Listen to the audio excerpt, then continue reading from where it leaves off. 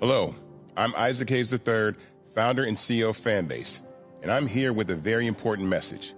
We are at a turning point in the Black community where we must have equity in the apps we use that scale to billions of dollars. But this time, we own the infrastructure, we own the culture, and we shape the future. And Fanbase is the future. Fanbase combines the free functionality of Instagram, TikTok, and YouTube into an all-in-one platform built for the evolution of social media and monetization. With over 1.4 million users, that's real proof that we are shifting the conversation of tech ownership and equity for creators. So right now, I want you to go to startengine.com/fanbase and invest today. The minimum to invest is $399. That gets you 60 shares of stock in Fanbase at $665 a share.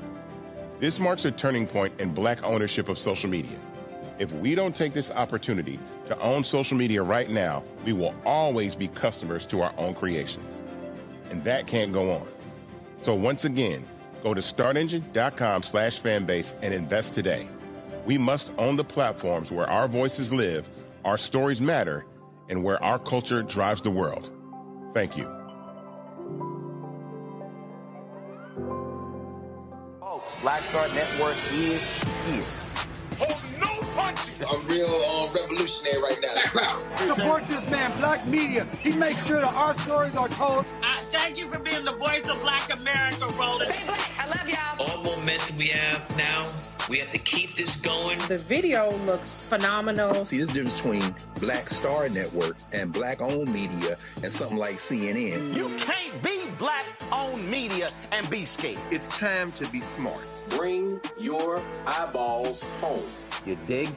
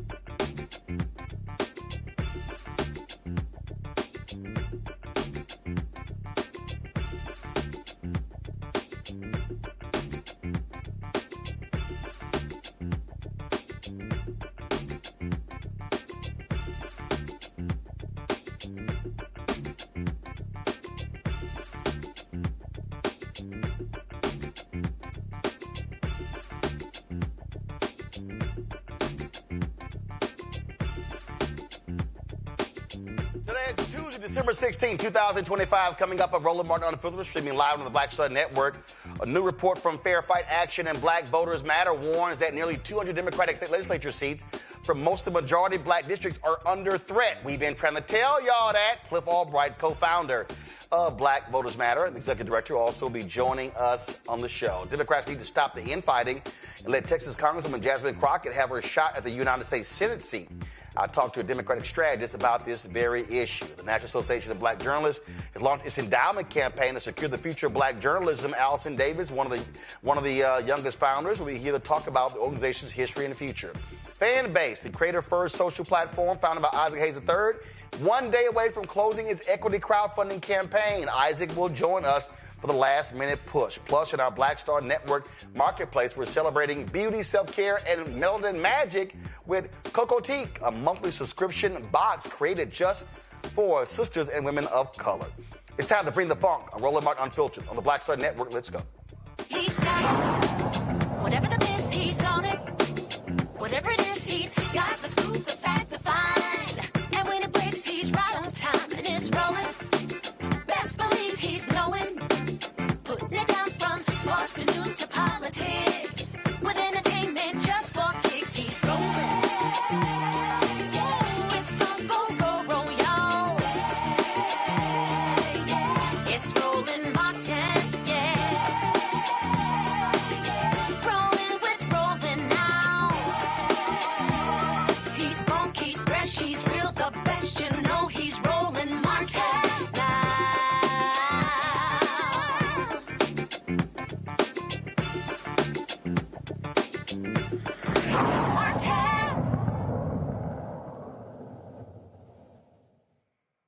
I have been telling y'all for now 11 months there is a massive effort to defund Black America. That means attacking every single institution in Black America, attacking politics, attacking economic, attacking academic, attacking nonprofits, everything. Because the goal of Donald Trump and MAGA is to completely destroy the black infrastructure that has been in place since the last 60 years, but even really before that. And so a part of this is this recent report from Fair Fight Action and the Black Voters Matter Fund. It lays out the 191 state seats currently held by Democrats, most of them which represent majority black districts. The report, called the Southern State Legislature Effect, highlights concern arising from the Supreme Court's potential ruling in the Louisiana versus Cali decision, which could very well weaken Section 2 of the Voting Rights Act. An earlier analysis suggested that if Section 2 were gutted by the Supreme Court decision, Republicans could very well redraw electoral maps, potentially creating 19 additional Republican seats in the U.S. House. Listen clearly, y'all. That's the U.S. House. But the ruling by the conservative justices could also lead to gerrymandering state maps. But you got to go deeper. County maps, cities, school districts. That's how serious this thing is. Cliff Albright is the co-founder and executive director of Black Voters Matter, joining us now from Atlanta. Cliff, on this show, we have been yelling and screaming this for a very long time. And we have been trying to connect the dots to get people to understand that when you lose political power, you're losing economic power. I was having a conversation today with a book that I'm working on with the writer. And I was saying what people don't understand is that, one, when Republicans typically get in, they believe in smaller government. What then happens is when they get control, they say, let's wipe out government jobs. African Americans, 1 in 5 on the federal level. We also over-index state government, county government, city hall, school district. So if Republicans expand power, you have job losses, public sector. That impacts folks who own homes. That impacts spending. That impacts supporting a nonprofit. That impacts tithing at church. That impacts everything, because we were shut out of corporate America for so long that the places where you typically going to find African Americans making $75,000 or $100,000 are going to be in government. People really do not understand how this one decision is going to have not a ripple effect, a tsunami effect on Black America. Yeah, Roland, I mean, you're exactly right about that. You know, we talked about the impact of what would happen at the congressional level, right? If the Calais case strikes down Section 2 of the Voting Rights Act, basically gutting whatever's left of the Voting Rights Act. And you've made the point that this report talks about the impact at the state level, 191 seats that could be wiped out, you know, almost overnight, right, in these 10 southern states. And as you've just been saying, and the point that I always make is, no matter what your issue is, no matter what it is that you're passionate about, you can't get action on on affordable housing, on education for our children, on living wage, on healthcare. Just tell me whatever your issue is, whatever it is, you can't get action on it if we don't have representation, not just at Congress, but as you said, in the state legislatures, on the county commissions, on Board of Educations, et cetera. Cliff is not just representation. And see, and this is where all of these simple Simons drive me crazy. Man, all you do on your show is shield for the Democrats. All you do on your show was trying to make us vote Democrat. Okay, fine. And this is what I always say in response. Please show me the issues that you want addressed. And please show me, when I step back and I look at Democrat, your average Democrat candidate, and your average Republican candidate, which one of those two supports that issue? Sure. I dare say that if I came up with 10, the generic Democratic candidate is probably going to support minimum 7 of my 10, likely 9 of my 10, and the Republican candidate at best is going to be 2 out of 10 or 1 out of 10. So when these yahoos start talking about, oh, you try to force us to vote Democrat, no. What I keep saying is that if we do vote here, we have to make them deliver. But the guaranteed way not to get, again, Democrat, my agenda, Republicans, the guaranteed way not to get my agenda is not to vote here or here, to sit out, and you're guaranteed never to have your issues addressed. Yeah, I mean, that's the bottom line. We can't get our issues addressed if we are gerrymandered into districts where there's no way for us to get a candidate of our choice. It's not even necessarily even about getting a Black candidate, right? Because the impact of this isn't just that Black folks won't get elected to these positions, although that's true.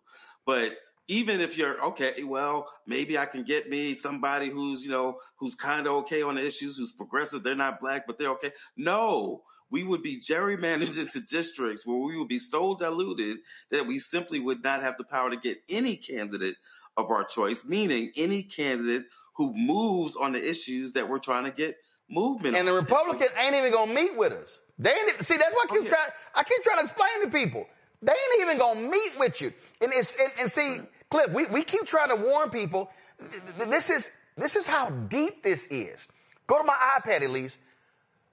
Trump's White House is warning universities that if a student even writes an essay mentioning DEI, that's unlawful. What? Right. This is political power. So because they control the White House and the Department of Justice and the Department of Education, their whole deal is we're going to impact everything. College admissions. We're studying data. We're impacting, look, the disparate impact ruling that they made a couple of weeks ago we discussed on this show. They are using political power to drive an agenda that's impacting universities, impacting corporate America, impacting law firms, impacting nonprofits, the entire America infrastructure. AT&T said we're getting rid of our DEI initiatives because the FCC will not approve an acquisition unless we do it. That's political power impacting economics. Right. And it's very similar. It's very reminiscent. And we've made this analogy before. I know you've talked about it. You know, when we talk about Reconstruction and post-Reconstruction, yes, talk about the court that ended a lot of these, because this is not new. We had voting rights. We had black members in Congress. We had black senators. We had Hiram Rebels. We had others, right? And all of that was undone. And not just the elected officials and the voting rights, but everything by the Redemption Court that followed Reconstruction, that did a series of cases, not just one, just like with this case. Yep. I mean, just like with this court, it's not just one case. It's a series of cases, just like that Redemption Court, which ultimately led to what? Plessy versus Ferguson. And before that, you know what happened. And before that, for people who do not understand, and this is why I keep trying to explain to people that this is a war that we are in. Go to my iPad. 1875, the Civil Rights Act of 1875 was passed. The Redemption Court Cliff is talking about ruled this to be unconstitutional.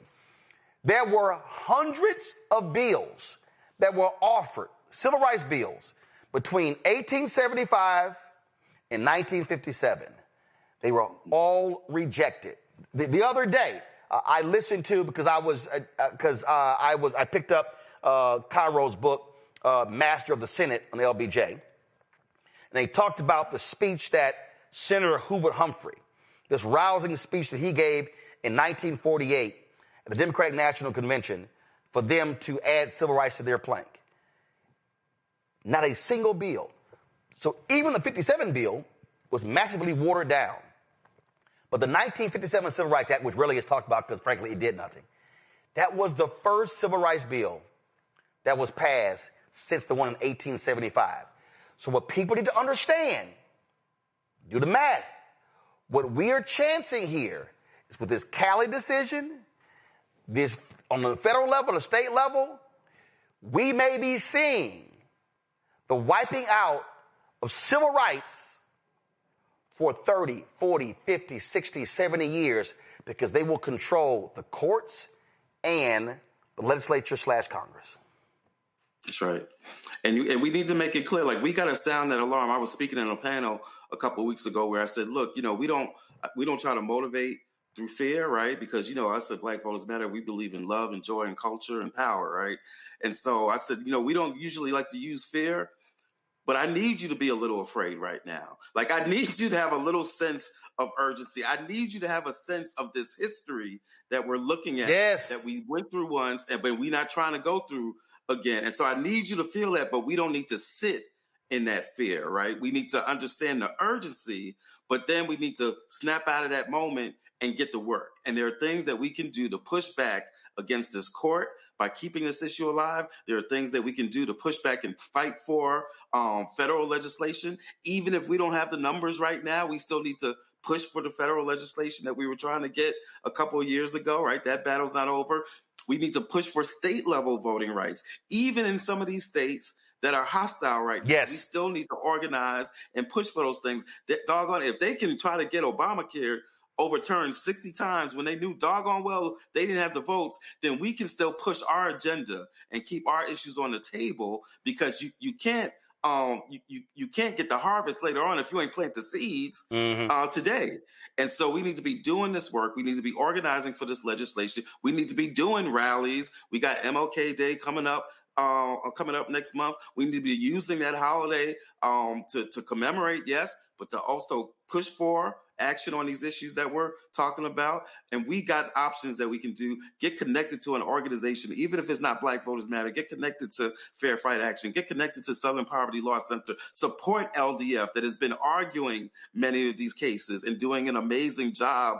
Get with these organizations because we can win. We can keep this history from repeating itself, but we got to understand that it's possible for this history to repeat itself. We can't have this notion, this American exceptionalism that, oh, we can't go backwards, or this notion that, oh, we've been here before and therefore, we'll just be okay automatically. No, it'll be okay, but we got to push and we got to fight for it to be okay. And if we do that, and if we believe in our power, then ultimately we will win. But I'm not trying to paint a rosy picture about the nature of the opposition and the nature of the threat that we're up against. This is as serious as it gets, and we need everybody to be very much awake about that. So I want to freeze that there because I understand the point, and I hear people say, man, y'all can't be coming here, y'all trying to scare us with all these scare tactics to get us to vote Democrat.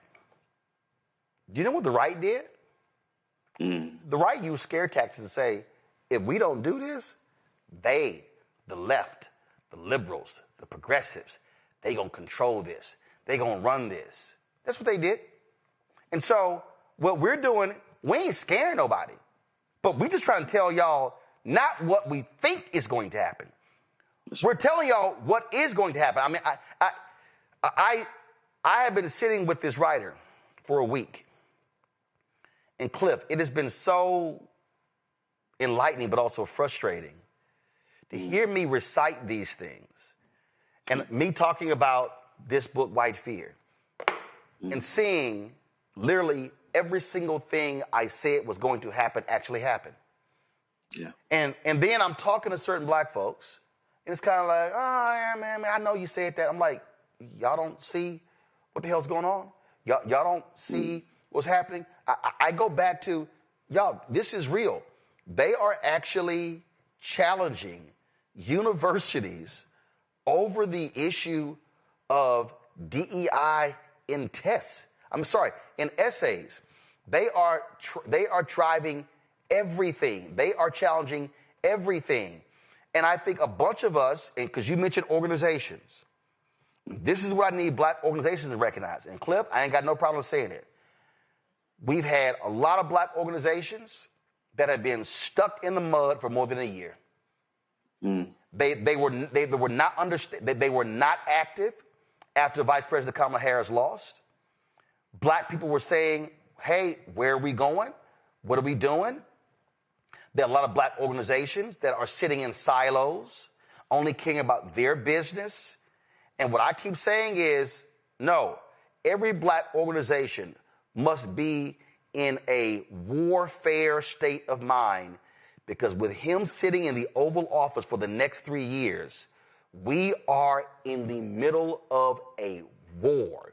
This is the first year of a battlefront, and it's going to be a steady, nasty, bitter, cold, rough battle. And when this decision comes down, and based upon their questioning, we know how they're going to rule, folk have no idea. This generation has no idea what it's going to look like the next day. Right. That's right. And at the end of the day, look, people talking about this country in a slide into authoritarianism and a slide into fascism. And there's two things that I know for sure. One, it ain't a slide. We already there. Right. I mean, in many ways, domestically and internationally. Let's just remember that these people are blowing up boats in the middle of the Caribbean. Right. And so seizing a Venezuelan oil tanker and said, we're going to keep the oil. Damn, y'all, we're going to keep the oil. Right. Right. And so, if this was any other country doing this, we'd be very clear about what it is. We'd be very clear about what the actions like that are, right? That's just, seawater piracy, right? We'd be very clear about what's going on in this country in terms of ethnic cleansing. We would call it what it is. But because it's America, because we got these notions of things that simply could not happen here, people still aren't really understanding. And so, so one, I know that it's not a slide, we're already there. But two, this is what I know. If you're trying to figure out how to get out of authoritarian and fascism, you better ask the folks who know it best in this country. Because this ain't the first time, right? We just talked about the history of we've been living through authoritarianism and fascism ever since we got here. Yeah. Right? And so we are going to be in the middle. And I know there are folks that say, oh, we got to wait for other folks to do X, Y, Z and all that stuff. And yeah, those folks need to, we need more folks to be involved, but be clear that there's no battle against American fascism and authoritarianism that can happen that is not rooted in our experience and fighting against it. And at the end of the day, we got us. Yeah, and let me tell you something, Cliff.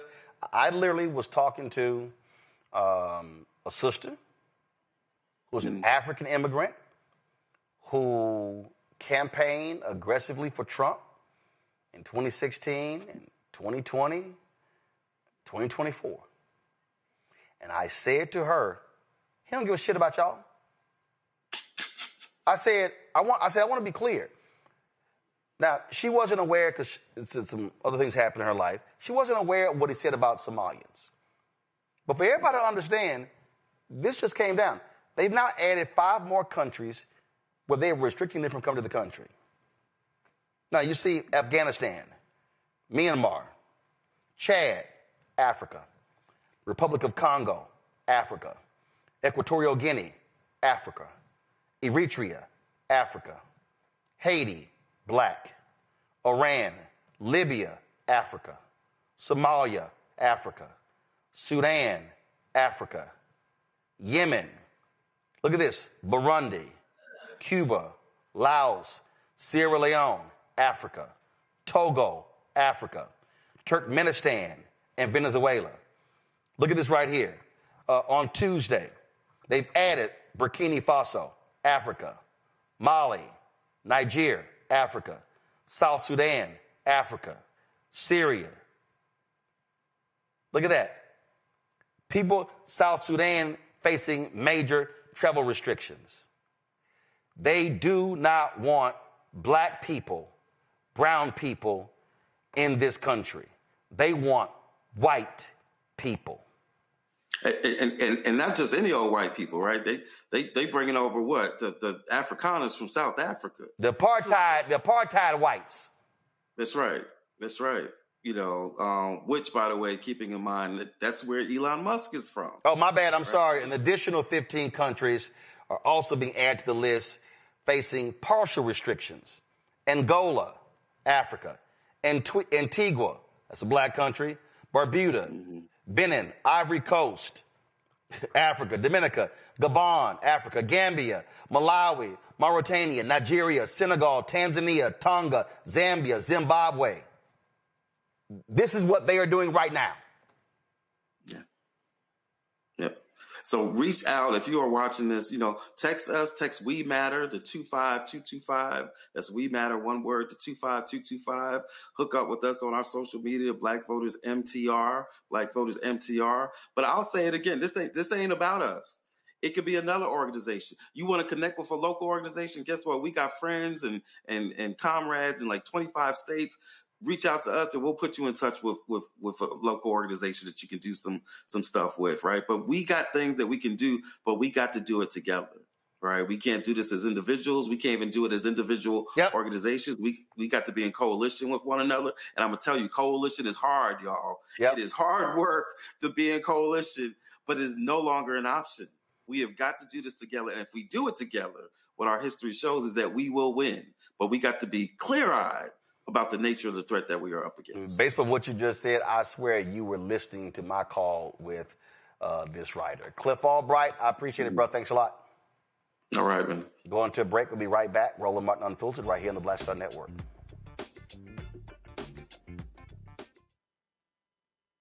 This week on A Balanced Life with Dr. Jackie, we're talking about the ups and the downs of the holidays, the ebb and flow of life, those things that keep us running and gunning. But there comes a time in each of our lives where we need to just sit down, sit back, and relax, giving you a chance to really find out who you are and how you're going to move your life forward. How do I learn how do I grow from this? And that's where, resilience comes. So I'm literally walking this out in real time. It's just giving myself all the grace, all the space, all the permission that I need. We're talking about all of these things this week on A Balanced Life with Dr. Jackie here on Black Star Network. This week on The Other Side of Change. Book bans, anti-intellectualism, and Trump's continued war on wisdom. This is a coordinated backlash to progress. At the end of the day, conservatives realized that they couldn't win a debate on facts. They started using our language against us, right? Remember when we were all woke and the woke movement and all that kind of stuff? Now everything is anti-woke, right? When we were talking about including diversity, equity, inclusion, and higher education, now it's anti-DEI. All this are efforts to suppress the truth because truth empowers people. You're watching The Other Side of Change only on the Black Star Network.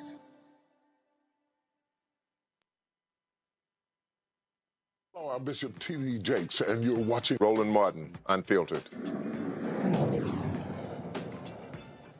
30. Come back to me. All right, folks. We're sounding this alarm because this thing is real. It's real. And there are too many people who are just running around, oh, no big deal, whatever the hell. I'm trying to tell y'all, this thing is real. And we're sounding the alarm because we know what the impact is going to be. History tells us this. When you hear the phrase, history always repeats itself, it does. It does. We have said numerous times, in the history of America, you've never seen a period of black success not followed by white backlash. Never.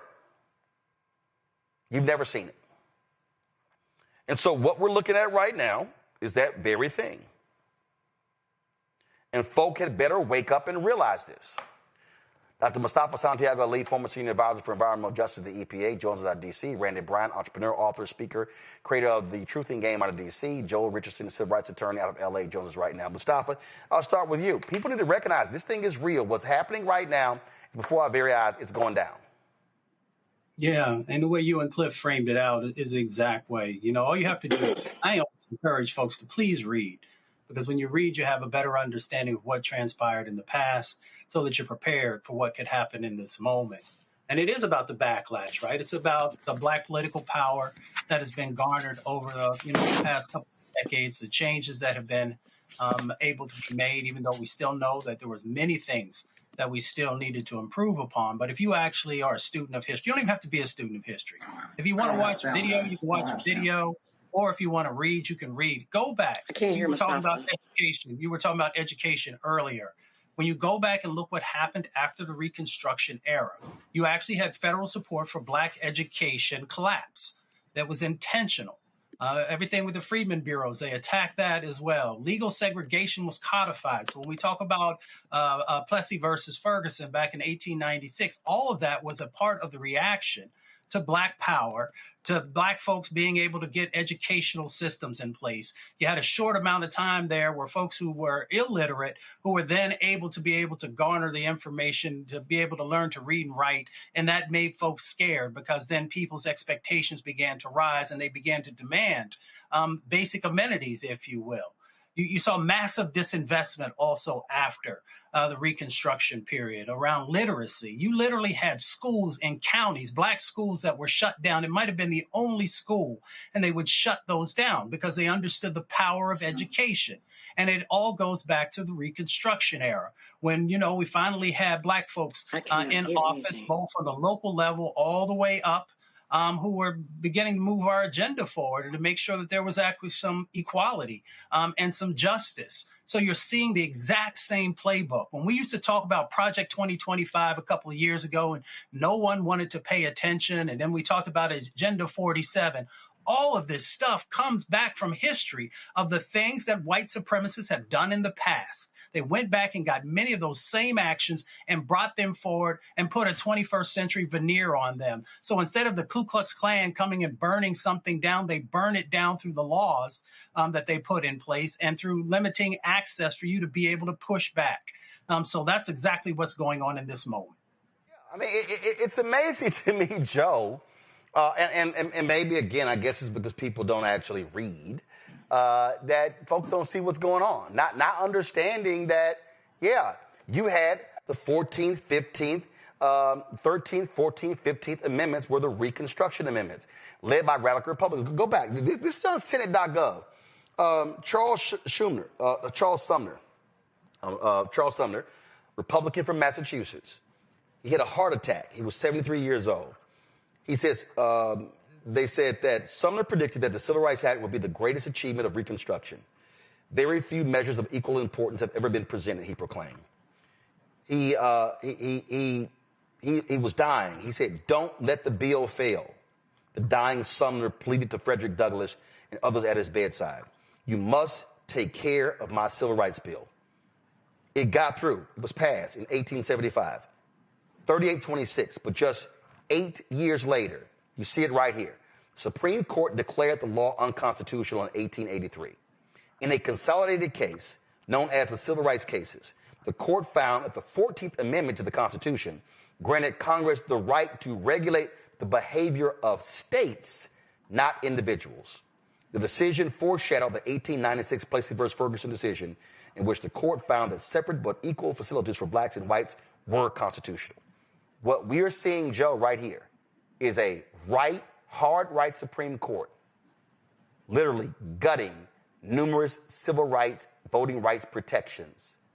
This is absolutely an attempt to have Jim Crow 2.0. And remember, after that 1876 the contested election, in 1877, the Great Compromise of 1877, that's what started Jim Crow. And that lasted for 80 plus years. Yeah, and they're coming back to rewind all of that back if they can. And the hardest part about it is that they're doing it in plain sight. This is something that Project 2025 talks about extensively. People shouldn't be surprised that this is what's going on. But what's the most difficult about it, and you're talking about it, is the lack of urgency that we seem to show related to this. This is it. This is going to change everything and bring us back to a place where it's going to take decades to recover. That's a fact. That is what is happening here, and it is true. Every time I connect this to the Obama backlash and everything else. Every time black folks take a step forward, they want us to take several steps backward, even as they're pushing us back. And interestingly, we must be awfully special because we're 12, 13% of the population. Look at all of the attention that we're getting and the rollbacks that are going on. Look at all the attention that black countries are getting, African countries are getting, as it pertains to these things that, these bans on immigration, on people coming over, paying no attention to white countries at all. Look at all the attention that's being paid to brown people at the border of Mexico, and talking about that like, that's the only place people come into the country, when they're not doing anything like that over at the top of the northern border, because they're not concerned about it. And meanwhile, back at the ranch, they expect brown folks, my brown brothers and sisters, to keep voting for Republicans, and on some level, more than they ought to. They are. That might be changing a bit. But you look at where we are right now. Once and for all, we have to get an urgency. We have to get an urgency, and we have to keep it, because literally it is going to be more than it ever was, governing by the few over the many, doing things that most people don't want, unpopular, attacking everything. And listen, to your point, people talk about, Democrats, this and that, and they aren't doing enough, this and that. Voting rights, if I was a one-issue pony, voting rights would be my one issue, And I will be voting Democratic because of it, because Republicans go out of their way to take away voting rights because they know they're getting ready to be outnumbered. But if we don't vote, then being outnumbered doesn't end up mattering. That's why Texas is so important right now. 61% are people of color. 60% of the voters are white. We have to make sure we deal with that with urgency from once and for all. And see, the thing that's hilarious to me, Randy, are seeing these millennial white men who, oh my God, that DEI stuff was hurting us and was impacting us. And it's so sad and unfortunate. There was a piece that I responded to earlier today that was on Twitter. I'm going to pull up in a second. And it's called, this is in compactmag.org. It's called The Lost Generation. It's got Jacob Savage. And he writes how, he was scalping tickets, trying to find a career, writing scripts. And then all of a sudden in 2014, 2016, as a Gen X white guy, oh my God, he just couldn't get a job. Look at this here. The doors seemed to close everywhere all at once. In 2011, the year I moved to LA, white men were 48% of lower level TV writers. By 2024, they accounted for just 11.9%. That's lower level. Well, who were the higher level? Okay. Right. Look at this. The Atlantic's editorial staff went from 53% male and 89% white in 2013 to 36% male and 66% white in 2024. White men fell from 39% of tenured track positions in the humanities at Harvard in 2014 to 18% in 2023. See, Randy, but here's what he won't talk about. He won't talk about how those same white men before him, they were the ones who got boosted because they were ignoring black people. They were ignoring white women. They were ignoring Hispanics and Latinos. See, this is what these white guys never want to talk about. They never want to talk about how they wish they could go back to the Mad Men days where they didn't do it. And in fact, a report came out today showing, and this is what is so hilarious with this BS. The Hollywood Reporter dropped a story today stating that of the streaming shows last year, I think 90% of the showrunners of the streaming shows were white men. So things were just so great for white women, black people, and people of color. But this is the game that they're playing. This is why the rollbacks are happening, because white fear, how the browning of America is making white folks lose their minds. These white men are angry because they now have to compete and they don't get everything because they're white men. Right. They talk about DEI. It's so funny. They always want to call black people a victim card. And who is it that is playing the victim card and always acting as if they've been victimized? White men. They are constantly whining these days. They want the world to be the way that it used to be, where they made all decisions and were given everything. It angers me so much when people say DEI is not good because everyone should be competing equally and not be given anything based on race or color. What about racism? What about white supremacy? The whole idea of whiteness was created specifically by white men to give white men an advantage in this country, to give them white privilege, to provide them with the majority of jobs and the majority of power in this country, which they still maintain. And then when programs like diversity, equity, and inclusion came up to slightly level the playing ground.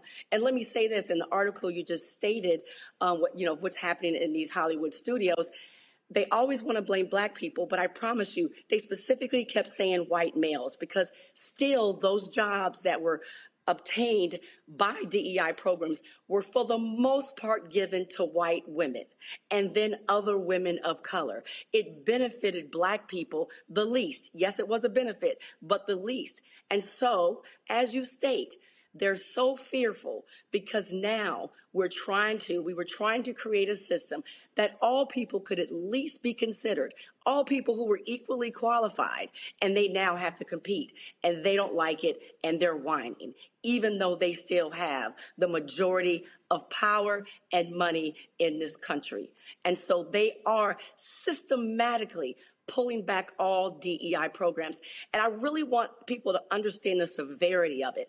It's not just that they're saying, if your prospective student who wants to go to college writes an essay that talks about DEI, it's if it suggests that they in any way have overcome something because of their race, because of their gender, because of a disability, they could be disqualified. We're not just talking about colleges. We have people who are creating cases on the elementary school level that have DEI programs that say, we want to have a diverse campus, a diverse student body. They are people who are suing and saying, no, that is unconstitutional. That's not fair. So they are attacking Black people, and really all people if you're not white and male, from getting an education at kindergarten, preschool, elementary school, high school, and yes, college, and the professional schools. So when I say that we are being attacked, so we cannot in any way move in this country, people need to take it quite seriously. We thought it was something to be able to get our children in these schools. The foundation of the way Black people thought that we could make it was education.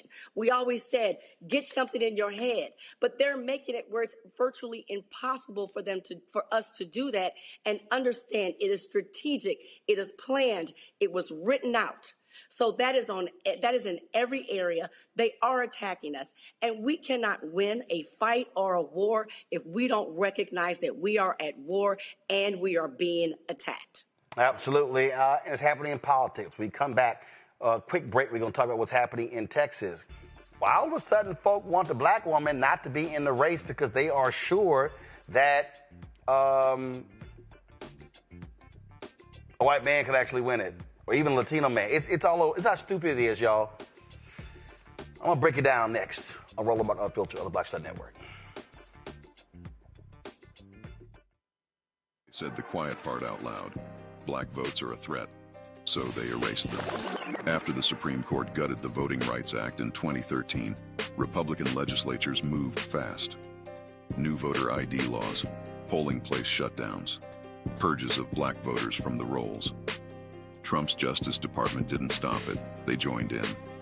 In 2018, his DOJ backed Ohio's voter purge system, a scheme that disproportionately erased black voters.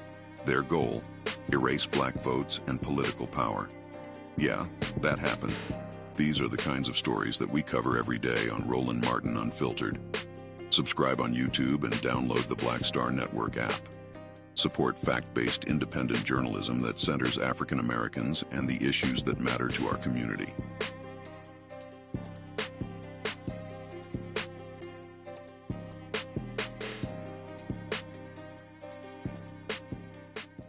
It's your boy Earthquake, giving Roland Martin something to do, because he don't know what to do. He from Texas. Ain't his fault.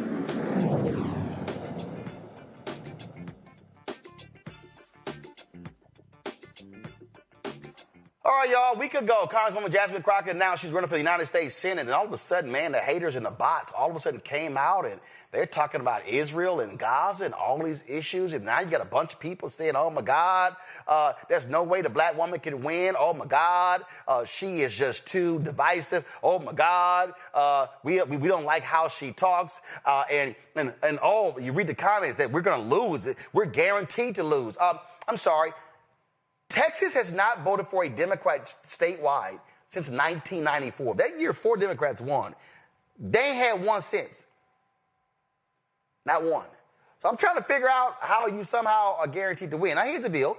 What people are concerned about is that on the Republican side, you got crazy, deranged, MAGA Attorney General Ken Paxton, that corrupt fool, who's trying to take out longtime Texas Senator John Cornyn. Now, there are Democrats who believe that, oh, my goodness, that this could be our best chance at winning as a result. Well, that's true. but it's still not guaranteed. So I'm trying to figure out what the hell all the people are talking about. So there was a piece I saw in the Daily Beast that made a hell of a lot of sense, titled, "Democrats Must Stop Bickering, Jasmine Crockett Deserves Her Shot." The author of the piece is Kavan Schroff, Democratic strategist, and an attorney. Kavan, glad to have you on the show. This is what was just dumb to me. Here's what I don't understand. State Representative James Tallarico announced that he was going to run for the United States Senate. Former Congressman Colin Allred, who ran last year, got blown out by Senator Ted Cruz by 10 points after raising $80 million. He pulls out when Crockett gets in. And so all of these people are like, oh, my God, this is crazy. She's going to guarantee we lose. There hasn't been one since 94. So what the hell are these people talking about? Right, and I think to your point, right, we haven't won in 30 years, so maybe it's time to shake up the playbook. You know, Allred, I think he was an okay candidate last year when he ran against He was awful. Cruz. He was awful. He ran. No, Kayvon. No, I'm gonna say it.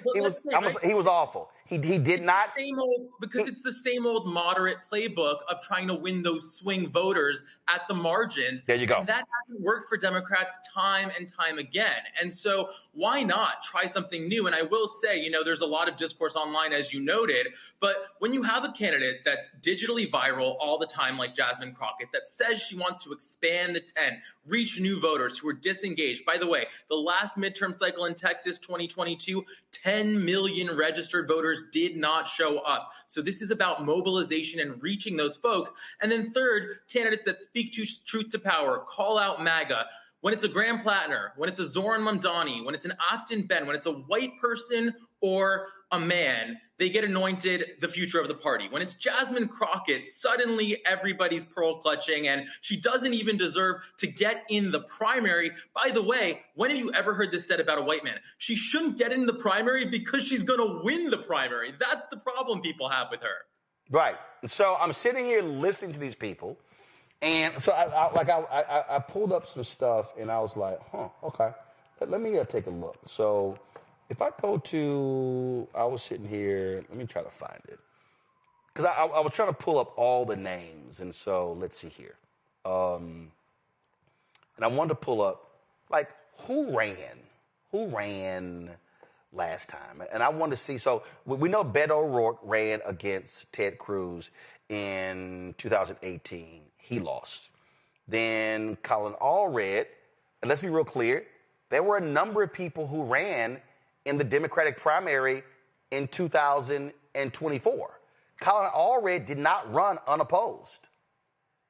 He had to run in the primary. So I don't get why. Hell, let's see if it's Crockett, Tallarico, who campaigns the best, who makes the best arguments, and then if you win the primary, you go on to the general. Last I checked, that's called democratic process.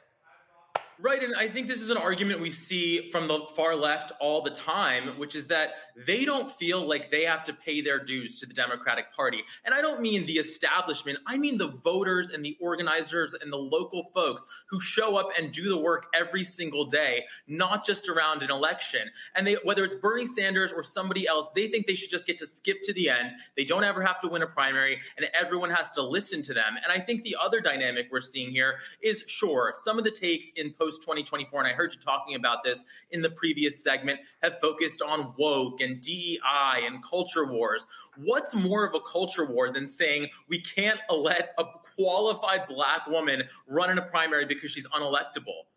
There's nothing more than that. By the way, you want to talk about racism? I think it's so clear when you look at the issue of Gaza and you compare James Tallarico and Jasmine Crockett. This is the issue a lot of folks want to preclude her from joining on.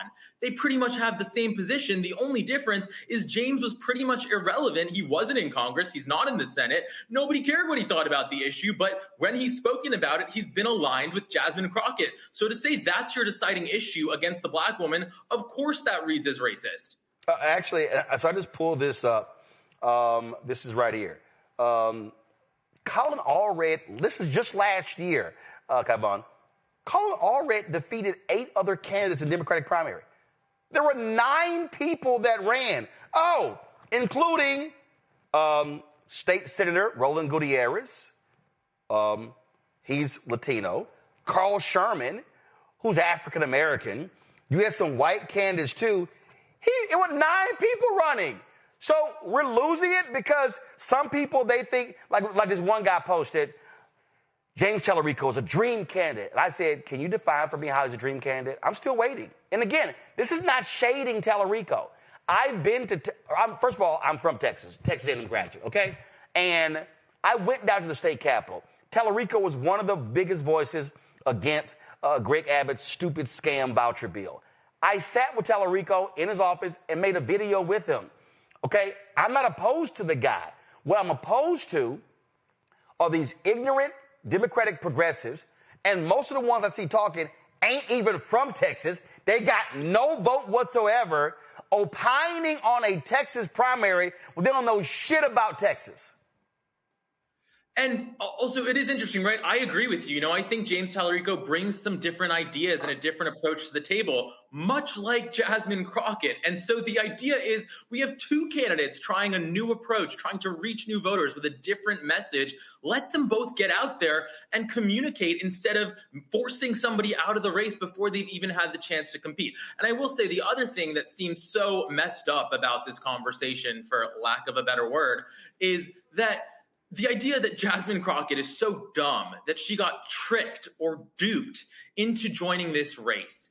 And I think, first of all, this is somebody who's gotten themselves elected to Congress. She's an attorney. She's proven at every hearing that she is absolutely aware of her own facts. She knows how to do the research. There's no chance that's the reality of the situation. Mind you, at the same time, the same critics of her were running around with an NRC SC poll talking about Graham Plattner and justifying his run with that data. So there's just so much hypocrisy in this conversation. And it's interesting to see James Tallarico obviously felt that this is going to be a drag on him, the toxic online mob that's supporting him, that he had to put out a video after Crockett announced, basically saying, we're going to treat her with respect. We're going to talk about our ideas. And I think that's good leadership from him. Of course, are they going to listen? We'll see.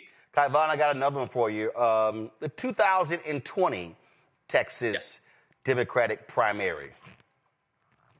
There were 12 people who ran. There were 12 candidates. MJ Hagar and Royce West, State Senator Royce West, they went to a runoff. Hagar beats West, who's African-American, Hagar, who's white. In the primary, she goes on, gets beat by 1.07 million votes. And again, that's the other thing. Okay, so 2020, in this race here, Hagar wins the Democratic primary, loses by 1.07 million votes to John Cornyn. Beto runs against Cruz in 2018, loses by 215,000 votes. Colin Allred, who a lot of these people were saying, oh my God, he's a perfect candidate. Why did Crockett get in? He lost by 960,000 votes to Ted Cruz. So let's see here. So if you're trying to win Texas, let's see. 61% of Texas is minority, meaning Latino and Black, Asian, Native American. But 61% of the people who vote are white. So let's see. Congresswoman Crockett is saying, yo, I'm not trying to compete for Republican voters. I'm not going to be Republican light. What I want to do is go after turnout Democratic voters or go after people who are registered or not registered, but who likely lean Democrat. That, to me, makes some sense because the strategy of converting suburban Republican voters, I haven't seen any evidence that actually has worked. Oh, and by the way, haven't you noticed, Kaivan, how they're now trying to rewrite Beto ran as a progressive? Oh, no, he didn't. By the way, the same people that are clobbering Kamala Harris for daring to embrace Liz Cheney, which, by the way, is a totally overstated rewriting of 2024, they've been hammering her on that for months. They now want Texas Senate candidate, the Democrat, to run the same playbook. And they want Crockett out with that same logic. So it doesn't add up. And by the way, Texas, as I'm sure your viewers may be more aware than the general viewer, has the most black people in the country, in the state. So Jasmine Crockett will be the only major black woman, female candidate in this race. And it's, again, not about identity politics. It's about speaking to communities that are under attack under this administration. It's absolutely a compelling message. And by the way, if it wasn't compelling, she wouldn't have the platform that she has. And people, the usual pundits, don't understand a candidate like Jasmine Crockett, because I already saw people criticizing her out the gate with her viral video, and they said she's too focused on herself. People know who she is. She is a star of the party. And by the way, she's not like a boring candidate who has to get every word in that first launch video. People are going to follow her. They're going to pay attention to her. They're going to hear from her over the course of this campaign all the time. Yeah, I mean, I just, it's amazing. And I did something the other day, and I said point blank, I said, I'm from Texas. All my family's there. I've talked to a lot of people. Israel and Gaza is not the dominant issue in this race. So to all of a sudden say she's just like Kamala Harris. No, we see what's going on here. And I warn people, don't fall for the bot game. Don't fall for that okie doke. And again, if that's your issue, that's your issue. But here's the deal. You know what's going to happen? You got to look at what Tellerico's record is, what hers is, and what Cornyn and Paxton's is. So whoever wins Democratic primary, they're going to be running against somebody who is hardcore Israel. Hello? It's called winning. That's the point, right? It's like, if that's your issue, I saw some ridiculous account that they disqualified both James. It's a pro-Democrat account or a pro-left account. Disqualified both Jasmine Crockett and James Tallarico. They put a big social media post out with an X on both of them. So what do you want? So you're not part of anything. You don't care. You just want to get engagement. You just want to sort of be a detractor and be angry. But certainly that approach is not a solution where, okay, Democrats have no candidate that meets your purity test. But to your point, if you compare these candidates on that issue and you say it's your issue and somehow you magically come down that only Jasmine Crockett is disqualified, then we have to talk about your other biases and incentives there, because it's so blatant. They have the same position. And not only that, and again, this is what happens when you pull history. In 2014, the U.S. Senate primary, 1, 2, 3, 4, 5, there were 6 people that ran. In 2018, when Beto O'Rourke ran against Cruz, there were 3 people who was running. So I don't get these people who somehow think, oh, no, let's just have one person coast to victory. Actually, and not only that, Kaivon, you also, one of the reasons why you need a primary, which I've always said, no job is guaranteed. You also need a primary because you need both of these individuals to travel the state. You need both of these individuals putting together a statewide infrastructure. Facts are facts. State Rep James Tellerico has never run statewide. Yeah, he doesn't have the infrastructure. Congresswoman Jasmine Crockett has never run statewide. And so the other thing is you need them learning how to run statewide in the primary, because the primary is March, is in the first Tuesday in March. You're going to need whoever wins to have a state infrastructure April, May, June, July, August, September, October, for November. So I'm like, what the hell are y'all talking about? Literally, shut the hell up.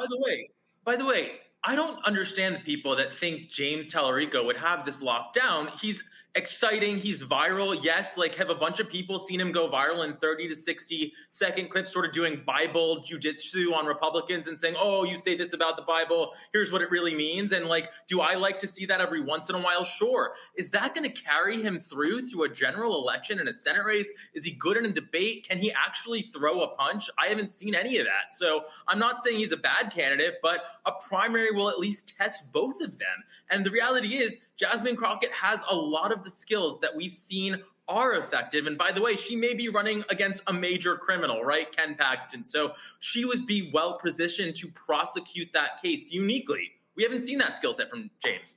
Yeah, to me, it's laughable and it's crazy, and there's no such thing as, oh my God, she's gonna guarantee we lose when you haven't won. And I think the other thing too is like, I think there's a certain segment of the left that thinks that we're not going to talk about race and we're not going to talk about gender and we're not going to talk about these things because that was their takeaway from 2024, that we focused on that too much. First of all, we just had an election cycle that I think proves that's not the case. We've already made gains back with the young voters, Latino voters. Seems to be very laser focused on short-term economic ups and downs, which has always been the case in politics. So I think that's way overhyped. But when you are blatantly racist against a candidate like Jasmine Crockett, by the way, right, talking about her, why are we reading articles in national media about her acrylic nails and her fake eyelashes, and they're so angry that she was the background on her phone? I mean, get a grip. Obviously, that's worthy of pushing back on hard. And I have to say, I really admire and appreciate your show, because if you look at the new media ecosystem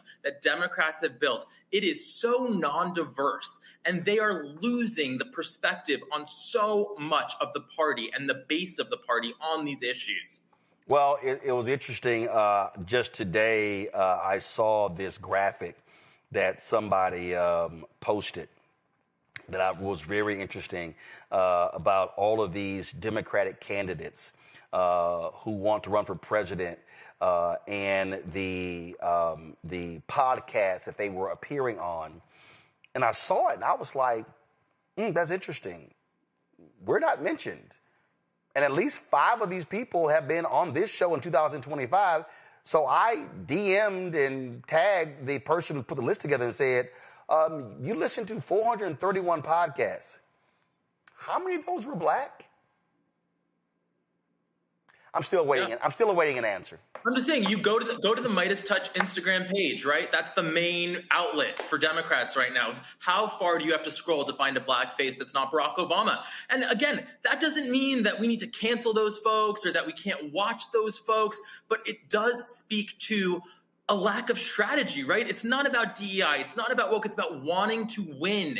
And when you don't have communicators that represent diverse communities, you are setting yourself up to failure. And we've seen that with Latino voters. And if you do not turn out black people in Texas, you're guaranteed to lose. You kind of need them. Kai Vaughn, I appreciate it. Thanks a lot. Thank you. Thank you very much. Go to my panel. To me, this ain't that hard, Randy. It ain't that hard. And again, I believe in competition. Do I believe that when Crockett jumped in, Tallarico should have jumped out? No. Now, I personally believe, because I said this actually in July, I personally believe that Representative Tallarico should have run for governor. That's just me. But again, Representative Hinojosa is running. Okay, got it.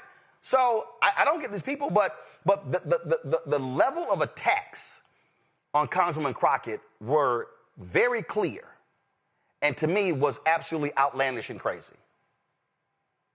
The day after she announced her bid, I woke up to such an onslaught of attacks towards Crockett from places that I did not expect, to be honest with you. And it was very disheartening. You know, you would hope that instead of saying nope the minute a black woman decides to stand up and be a leader, there would be some hope and they would see that we can be leaders. It seems as if they're so dependent on black women, but when it comes to supporting us, when we are trying to lead us, there immediately is this aversion. You know, people became so offended when former First Lady Michelle Obama said that we are not ready for a black president, a black female president. But we're seeing the way in what happened with Kamala, and we're seeing the way, Harris, and we're seeing the way that Jasmine Crockett is being treated. I mean, she really spoke some truth. And I think that people don't like the ugly truth, because I think Jasmine Crockett is a fantastic candidate. When you look at the demographics of Texas, that she can win it, but she certainly can't if the people within her own party are immediately just, saying that she doesn't have a chance and discounting her. It is quite, again, the word I would say is disheartening, that they do not support us. And yet she has given so much hope to us lately. She's been the one out there fighting when people wanted and needed someone to fight. And I think people want someone who will fight for us, and that shows a level of strength, and she has that. We want the fire. We want the fight. We want someone who's courageous, and she has that. But, Joe, it's real simple. No job is guaranteed. And let's be clear. If you want to support Tallarico, great, statewide. But tearing her down, is that the way you actually do it? Because if she wins, you're going to have her running against Republican, and you want to stand behind her.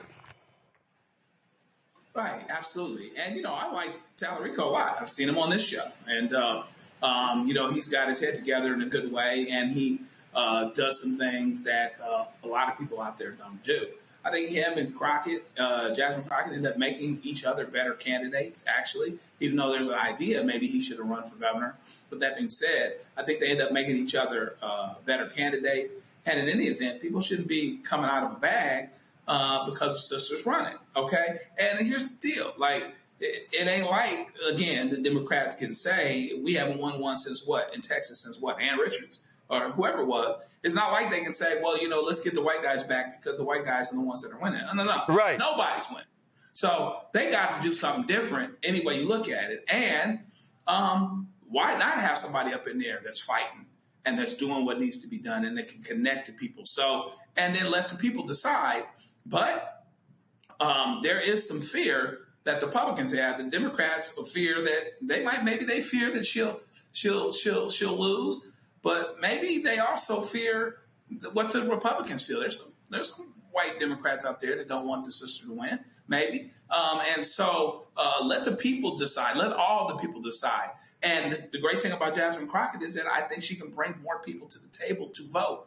Folks that are going to be excited about voting, that are going to want to vote, and that they see an actual fighter. Because right now, the reason why Jasmine Crockett has the lane that she does, she did what she did anyway. The reason why she's getting so much national attention is because she's a fighter. It's because she is in Donald Trump's cranium. Donald Trump probably talking about her behind closed doors right now, like she has a tail. She is in his brain, big time. And so, you know what? That's a pretty good start. So let her roll, let her ride. Let's support who we want to support. And, Democrats don't seem to know how to win in Texas anyway. So, hell, let's try something else. This is what I always say when you have stuck on stupid Democrats, Mustafa. Well, Black brilliance, Black excellence is always threatening, right? So I'm not going to take anything away from the other candidate who will be a part of the primary or others who might get in. But all we have to do once again is look at history and remember all the challenges that Shirley Chisholm went through, right? Whether when she was running for the House or when she was running for the presidency, folks had all these reasons why she shouldn't do it, why she wasn't qualified, why she would probably end up losing. So all you have to do is then also take a look here in this moment. You see a number of the very same things from people inside of the same parties who are saying the same things about Jasmine Crockett, even though she is proven to be a 21st century candidate, right? Because she's been able to be elected. She's been able to mobilize individuals. She's been able to bring a set of energy that many other candidates would love to be able to have. So, we'll have a fair process, which we always talk about. But at the same time, let's understand those additional hurdles that folks continue to put in front of Black women when they run for office. Well, I'm just sitting here just laughing again when I look at all of these candidates and the people who ran, and I just see name and name and name and name. And I'm just like, if y'all even just check the facts, there were multiple candidates. In fact, the only race that I found, the only year I found so far where there were fewer than 4 candidates was 2018 when there were 3. So having 2 this year, That's actually the smallest number they've actually had running a primary in 20 plus years. But that's called facts. All right, got to go to break. We come back. 50 years of National Association of Black Journalists. We'll talk to one of the founders next. You're watching Roland Martin Unfiltered on the Black Star Network. Support the work that we do. Join our Bring the Funk fan club. Your dollars are critically important for us to do the work that we do. And listen, money comes back into the show. We just, listen, we're trying to hire, we're launching a daily noon news show. That's going to launch in January. We're launching a health show. It's going to launch in January. We just sent out offer letters for 2 staffers, 2 producers. We're looking at another producer. So we're trying to build this team out. And the reality is we don't have millionaires and billionaires cutting us checks. We don't have a big corporate partner as well. So your dollars really are important, and y'all have been amazing since we launched this show. In 7 years, our fan base has contributed in excess of $4.5 million. And so all of those checks and money orders and deposits on Venmo and PayPal, Cash App, PayPal has been hugely important. And so we want you to continue that support. If you want to support us via Cash App, use the Stripe QR code. You see it right here. You can use the Stripe QR code for credit cards as well. PayPal is R Martin Unfiltered. Venmo is RM Unfiltered. Zelle, Roland at RolandSMartin.com. Roland at RolandMartinUnfiltered.com. Checks and money order. Make it payable to Roland Martin Unfiltered. P.O. Box 57196, Washington, D.C. 2003 7-0196. Back in a moment. Next on the Black Table with me, Greg Carr. America is being reshaped in real time by a group of 6 people, unelected and without any checks and balances. By the end of the current Supreme Court session, education, the workplace, who gets to elect our leaders, and so much more could radically change. This week, we reconvene our legal roundtable and look at what the new America may look like and how we should respond. That's next on the Black Table, right here on the Black Star Network. Hey, what's up, everybody? It's Godfrey, the funniest dude on the planet. And you're watching Roland Martin Unfiltered.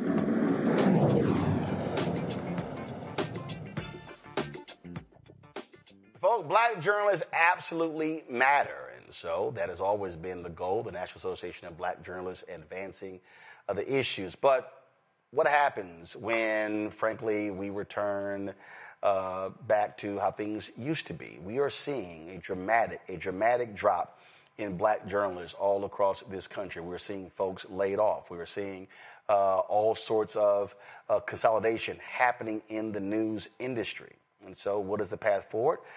One of the folks who's been in the business, she was, again, one of the 44 founders of NABJ at that meeting in Washington, D.C. in 1975 is Allison Davis. Spent time working at a number of media institutions, including NBC Today's Show. She joins us right now. Allison is probably more of a tech geek than I am.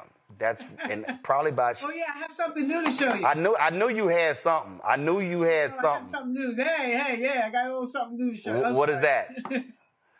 That's the Insta360 Ultra. The Insta360 Ultra. Oh, I already have that. Hold on. Let me see it again. It pops out? Yep. Let's see, pop it out. All right, since you want to sit here. So I told y'all, come on, go to that wide shot. So, see, Allison want to sit here. Allison want to sit here and play. Okay, since you want to sit here, hold on. See, I wasn't even trying to go here.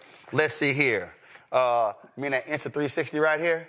You mean this bad boy right here that I can just pop right on out and sit here and where's a body camera, so we can go ahead and do that one.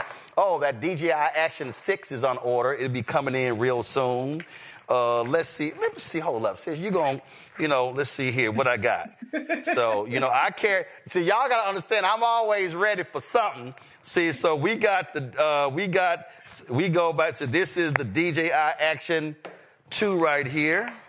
That's been around a while. Then, of course, we got that original Insta360 right here. I got that, but I got the 360 Insta360 3S. Okay, and we go ahead and got the GoPro 360 Hero right here. Let's see here. Hold up, I got some other stuff in here now. So I was doing a Zoom earlier, so I took up my Action 4 and 5, but I got them in here. So yeah, we always ready. We always good to go. Then of course the DJI microphone right here. Yeah, mine. Yeah, I'm actually charging mine right now. For a shoot tomorrow. But this is the mini. I have the regular DJI too, but this is the mini. Oh, really? Oh, you mean the mini? Yeah. You mean the mini? You mean we got the mini too. But one of the things that I'm very involved in now, Roland, is stabilizers. So right. I'm sure you have. Right. Well, we just ordered a. Wait. That comes out. Oh, does it have a tripod in the end?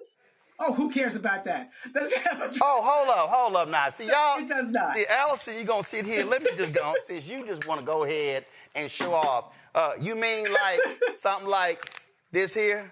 That's also a tripod that can hold a phone, that can also be vertical and horizontal. Yeah, but what you need here is the magnet. So you don't want to keep clamping down stuff on your iPhone. See, you want the magnet. No. See, and you want to be able to put accessories on it as well. No. See, I don't do the magnet. I don't do the magnet because that sucker can slip off, fall off, demagnetize. No, I believe in screwing that sucker. No, I've never had a problem with it. I believe in screwing that sucker in tight. So we can always be good to go. And then of course, when you're standing around so much, sometimes, you got to go ahead and make sure you massage your back. This on the back too. So anyway, yeah. So Since we gonna go there, let's talk about it. But on that point, I want to go there because the reality is. And you've been one of the folks, I've been screaming it for years, that what today's black journalists are going to have to do, and if they're not, they're way behind, is understand how the business has shifted. This is not 1975 or 85 or 95 or 05. You really don't have newspapers anymore. I keep saying, I said it in NABJ, stop saying you work for a newspaper, a TV station, or a radio station. No. You work for media companies because a TV station is doing written stories, they're doing audio, they're doing photos. Radio people are hitting me for interviews. Can we get you on Zoom? I'm like, what happened to me just calling in? And so today's black journalists, whether they are in the business or they're a student who are getting ready to graduate, they all stuff that we were just sitting here joking about, they have to know what all this stuff is, how to use it, and how it actually builds and advances their career. Well, Roland, every year at convention, I do something called the innovation bubble. And one of the things that I have realized is that it just continues to grow. We're getting folks, and we have a lot of competition, but we manage to just get folks. Yeah. And it is so funny. I remember, I guess it was 2017, and I forgot who was president. And they were like, hey, Roland, can you do a session that was literally called My Backpack? And there were people who were like, dude, you carry all that stuff around? And actually, the stuff that I normally carry around in my case, I don't have with me. And I was like, yeah. I said, because you don't know when something jumps off. And the other thing is, we're in the content business. Everything is content. The ability to be able to live stream, the ability to be able to record things. And also, the world has changed. This is no longer about, oh, no, we need to have the lines of resolution. It needs to be this. Listen, that thing left a long time ago, now it requires for the journalists to have to think the who, what, where, when, how, and why, but also the tech piece to understand how they both merge. Right. I got to pull this up, so I want you to speak to this here, just so people, let me see if I can find it. You know exactly what I'm about to pull up. If y'all want to understand how hilarious this is, so let's see. Hold up. Let's see. Katie Couric. Oh. You know what I'm about to pull up. Yes, I do. So just so y'all know, Katie Couric and Today's Show and internet. So y'all, when the internet became a thing, there was a conversation on the Today Show about it between Katie Couric and Bryant Gumbel. Like, what is this thing called the internet? Go to my iPad. Go. As I was doing that little tease. All right, here we go.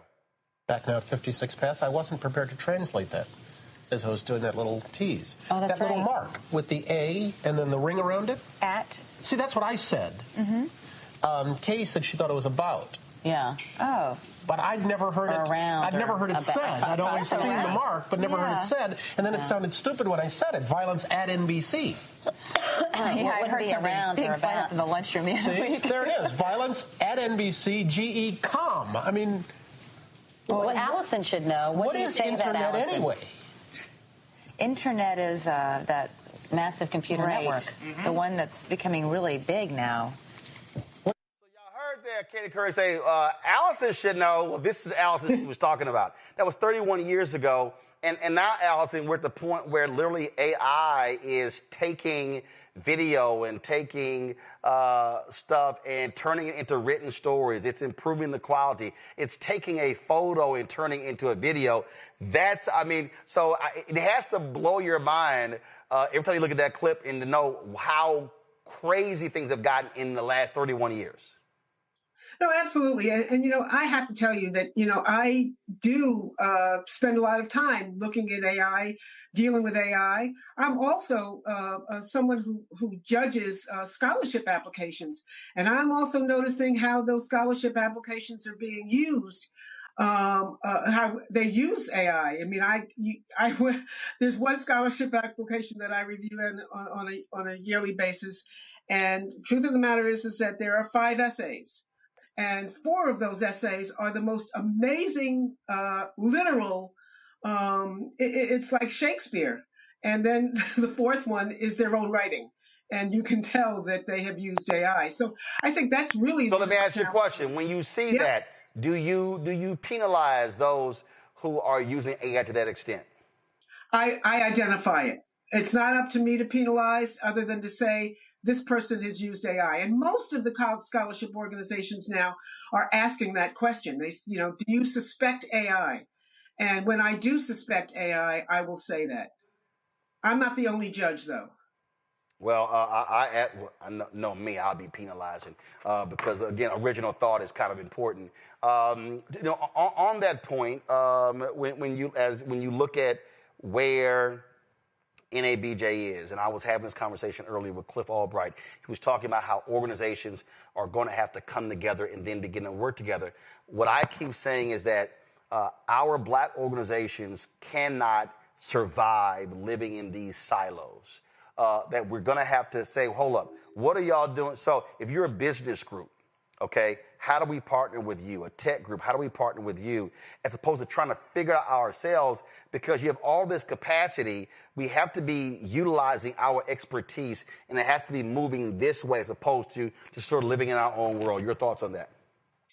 I agree with you, but I also think we have to strengthen ourselves as we grow, and as we continue to be impacted by the politics of this country. We are. There are people who very clearly, use, I call Trumponian tactics to run an organization. I would like to see us to become a lot stronger. So when we are sitting at that table, we are at the head of that table. And I frankly, confident now, Roland, you're in the executive position in the organization. And I think you understand the importance of us strengthening ourselves as an organization before we get gobbled by other organizations. And I think that, we're at the point where we're close to strengthening ourselves, but, there's still a lot of issues, as you know, that we have to deal with before we begin to come together as a group. Absolutely. Questions from our panel for Allison. Joe, you first. Great to see you. What advice? Let's just play a game and act like, I've got somebody coming up that might be a daughter, about 24 years old, member of NABJ in her second city at NBC Louisville. What advice would you give somebody that's coming up in this business, particularly young Black women, that are concerned about the things that you're talking about? How much the industry is changing? Will these jobs still be around? How to turn the corner and see what's happening around the corner and to get there first. Well, I may be pretty stupid, but I think that there are far more opportunities now than when I was 22 years old. We had the 3 networks. There weren't any online services. There weren't any opportunities to be entrepreneurial. So to be honest with you, I kind of feel that I spend a lot of time with our student projects and the great Carol Gant, who has led us for the past few years. And I have a lot of mentees. One of my mentees is 25 or 26 years old, and she's at the White House for MS Now. And what I have always told students is to, number one, I ask them to make sure that they journal every day. They write every day. And I also really want them to understand the importance of doing research, of spending the extra time to understand the historic context. Been watching Roland, and Roland has said, everything old is new again. I think that's what you said. And that's true. Yeah. And folks have to understand, these young people have to understand that they're not the first to do this. So find out who is. And I'll tell you just one small little story. My dad was a Johnson appointee, started the Equal Employment Opportunities Commission. But before that, he was with the AFL-CIO. And I had the opportunity, and my dad's there with A. Philip Randolph, and again with Bayard Rustin. And my father is on the screen left. The bottom line is that I started to do some newspaper archive work, and I put my dad's name in there, and 137 news articles showed up. And I got so shocked because for us, he was our dad. He'd come home on weekends, and we'd be, because he worked in Washington, he would, we lived in New Jersey. My mother refused to move to Washington because it was very segregated at the time. Hence, what I found was how important he was to getting the Voting Rights Act passed in the 60s. I mean, he crossed the Edmund Pettus Bridge on the second go around with King. I didn't know any of this stuff. And so I say to all young people, know your history.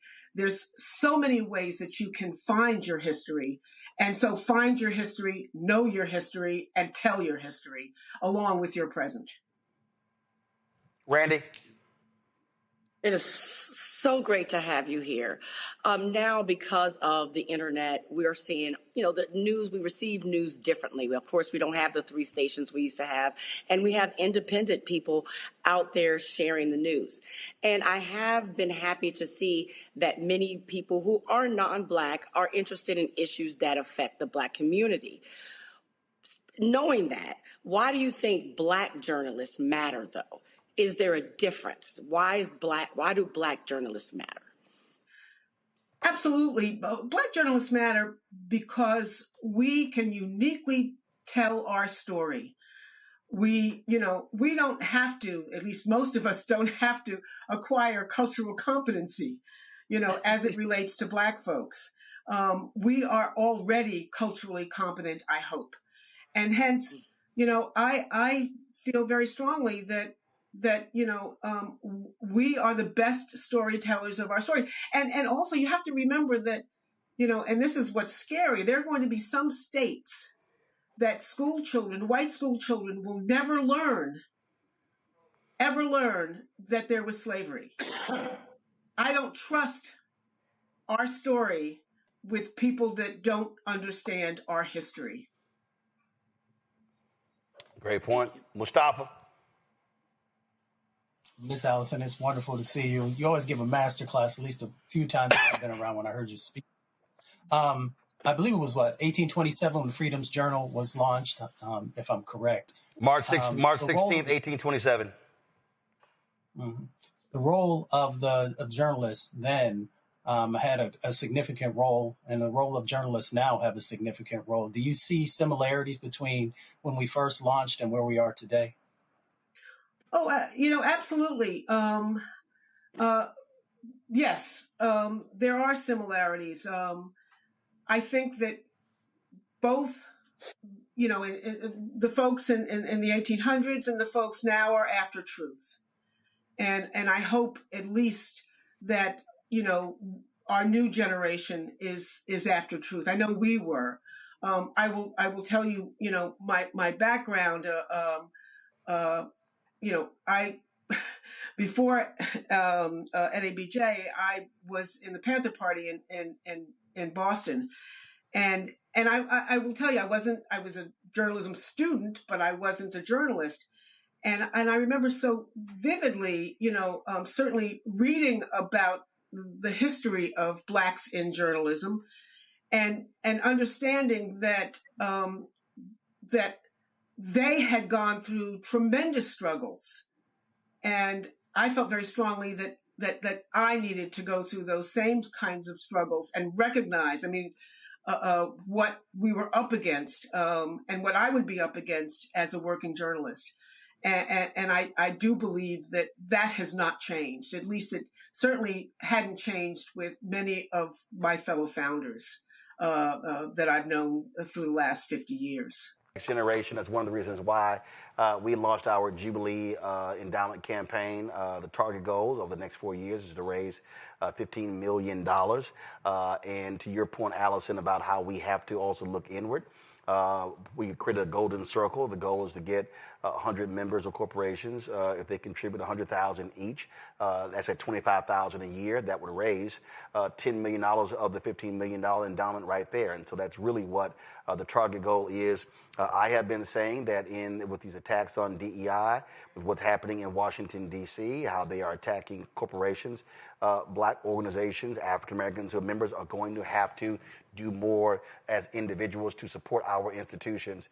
We must be looking at self if we're going to survive in the future. Oh, absolutely. And I would also add, again, everything old is new again. I remember when I was talking to the board members many years ago about development and the importance of raising money. And so we did talk about a capital campaign, and I'm hoping and praying that you get much more traction than we did. But I don't want you to forget the fact that there is also planned giving. Many folks are, and I hate to say this, but many folks are beginning to pass on, and it's important. I know that NABJ is in my planned giving. Now, my kids would like it to be in to reap the benefits of whatever we've made, but we were very clear about organizations that we felt, my husband and I felt, were important to both of our growths. And so I hope that you can also add planned giving as a source to help boost the campaign. Absolutely, and that's the conversation that we definitely will be having as well. Allison Davis, we appreciate it. Thanks a lot. Thank you. All right, folks, going to a break. We come back. Black Star Network headlines with Brittany Noble. Back in a moment. If in this country right now you have people get up in the morning and the only thing they can think about is how many people they can hurt, and they got the power, that's the time for mourning.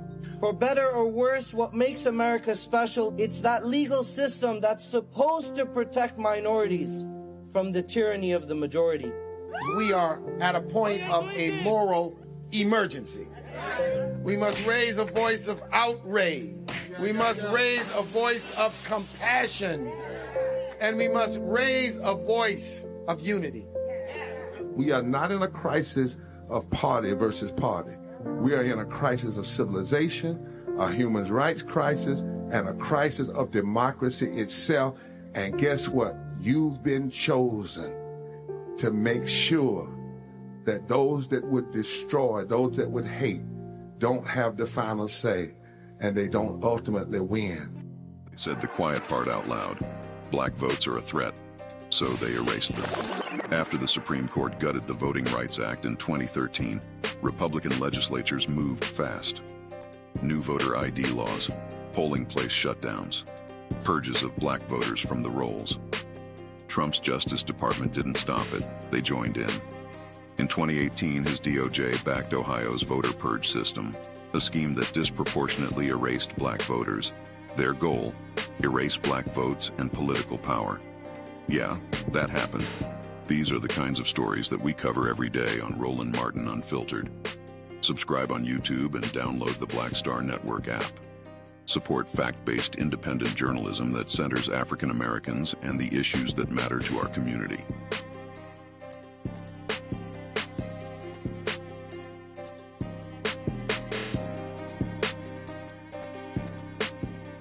This week on A Balanced Life with Dr. Jackie, we're talking about the ups and the downs of the holidays, the ebb and flow of life, those things that keep us running and gunning.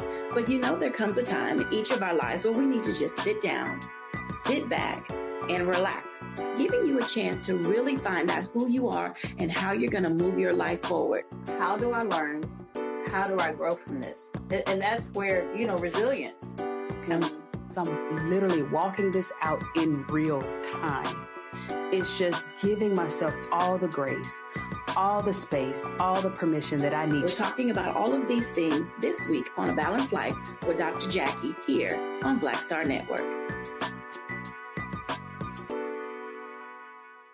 If in this country right now, you have people get up in the morning and the only thing they can think about is how many people they can hurt, and they got the power, that's a time for mourning.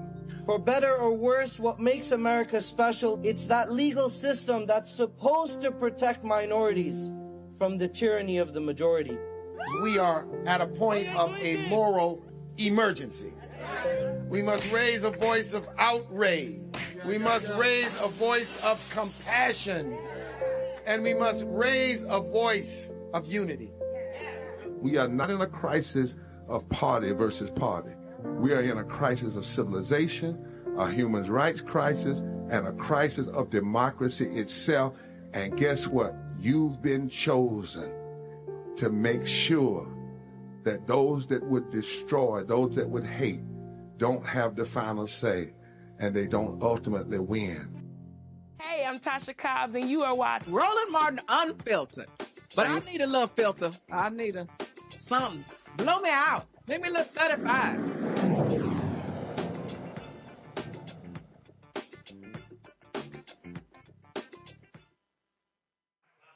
Time for Black Star Network headlines with Brittany Noble.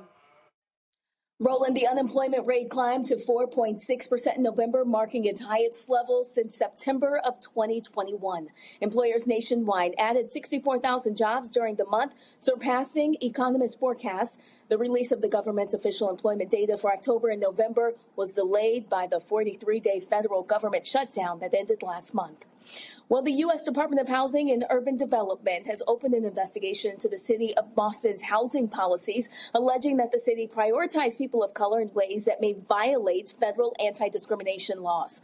In a statement, HUD said, "We believe the city of Boston has engaged in a social engineering project that intentionally advances discriminatory housing policies driven by an ideological commitment to DEI rather than merit or need." Boston officials are pushing back, defending their approach and saying the city will continue its work to expand equitable and affordable housing. They can't say that the federal probe, a politically motivated attack on local efforts to address longstanding inequities. Well, the U.S. Supreme Court will review the case of Terry Pitchford, a black man on death row in Mississippi. Pitchford, now 39, was convicted of capital murder for his role in a 2006 armed robbery in which an accomplice fatally shot a store owner. Although more than half of the original jury pool was black, the final jury that sentenced him to death included only one black juror. Pitchford's attorneys argue that prosecutors excluded black jurors because of their race, a claim they say is supported by the trial record and filing history. Also, 2 Republican lawmakers are facing backlash after calling for the mass expulsion of Muslims from the United States following a mass shooting at a Hanukkah celebration in Australia. Florida Congressman Randy Fine called for a Muslim travel ban, mass deportations, and citizenship revocations in a social media post. Alabama Senator Tommy Tuberville echoed similar rhetoric, writing on X that Islam is not a religion and claiming Muslims are here to conquer, ending his post with a call to send them home.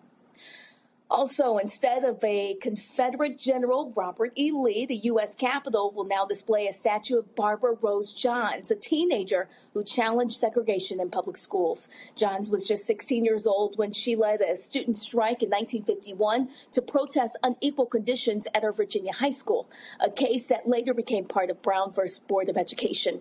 The statue is engraved with her words, "Are we going to just accept these conditions, or are we going to do something about it?" We'll have more for you on the other side of this break. You're watching Roland Martin Unfiltered on the Black Star Network. This week on the other side of change. Book bans, anti-intellectualism, and Trump's continued war on wisdom. This is a coordinated backlash to progress. At the end of the day, conservatives realized that they couldn't win a debate on facts. They started using our language against us, right? Remember when we were all woke and the woke movement and all that kind of stuff? Now everything is anti-woke, right? When we were talking about including diversity, equity, inclusion, higher education, now it's anti-DEI. All this are efforts to suppress the truth because truth empowers people. You're watching The Other Side of Change, only on the Black Star Network. They said the quiet part out loud. Black votes are a threat, so they erased them. After the Supreme Court gutted the Voting Rights Act in 2013, Republican legislatures moved fast. New voter ID laws, polling place shutdowns, purges of black voters from the rolls. Trump's Justice Department didn't stop it, they joined in. In 2018, his DOJ backed Ohio's voter purge system, a scheme that disproportionately erased black voters. Their goal, erase black votes and political power. Yeah, that happened. These are the kinds of stories that we cover every day on Roland Martin Unfiltered. Subscribe on YouTube and download the Black Star Network app. Support fact-based independent journalism that centers African Americans and the issues that matter to our community.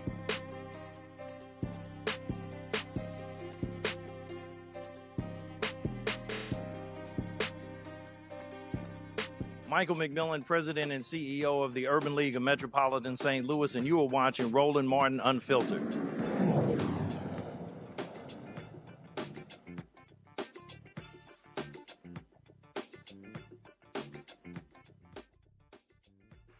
All right, folks, welcome back to Roland Martin Unfiltered right here on the Black Star Network. You know, one of the things that we often talk about here is how crazy these things are. Earlier, I mentioned this here. Okay, what's happening there in Boston? It's been 2 more years since the Supreme Court ended race-conscious affirmative action. The Trump administration is now ramping up pressure on the colleges to prove they are not considering race in admissions. The White House has demanded detailed admissions data and is escalating its crackdown on DEI in higher education by targeting personal essays where students discuss race or identity. How about freedom of speech? MAGA officials argue that essays highlighting diversity as students of color, adversity as students of color, amounts to ban discriminatory practices that circumvent the court's ruling. No, it doesn't. Since the 2023 decision, black and brown enrollment has dropped sharply at 20 selective colleges, Ivy League schools. According to the Associated Press analysis, that decline is unfolding even as the White House frames DEI as a problem rather than a solution. Over the past year, federal officials have flagged cues such as personal essays, narratives about overcoming obstacles, and diversity statements as potentially unlawful stand-ins for talking about race. So I guess, Mustafa, white folks from rural America can't talk about overcoming adversity. Well, I'm glad you raised that because a lot of folks know that I actually come from dirt roads. I was raised in a rural community. And, I saw plenty of folks when I was going to college as a part of their, the information that they were sharing with those institutions, talking about where they came from, why they were proud of where they came from, the challenges that they faced. And it was just a part of their narrative. So we should be able to actually share, both of the beauty and the challenges of the spaces that we come from, and how education can help us to move to a higher level. But of course, these folks are not interested in Black and brown folks being able to garner higher education because, again, they don't want to have to compete, not only just when we're going to school, but also after we graduate and get degrees and move into the job market. So once again, this is just another way of erasure. This is another way of restricting people's ability to be able to move forward. Randy?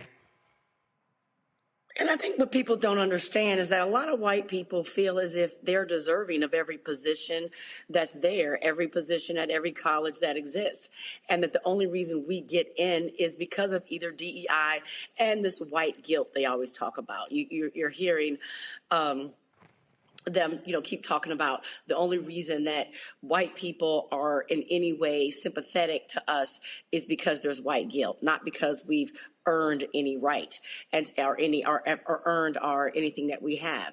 And so they're trying to suggest that they should get rid of in any program where they feel sorry for us. Sorry, I'm rambling a little bit, but I think that is the problem that's happening right now, is that they just want to say white people don't even listen to Black people's stories.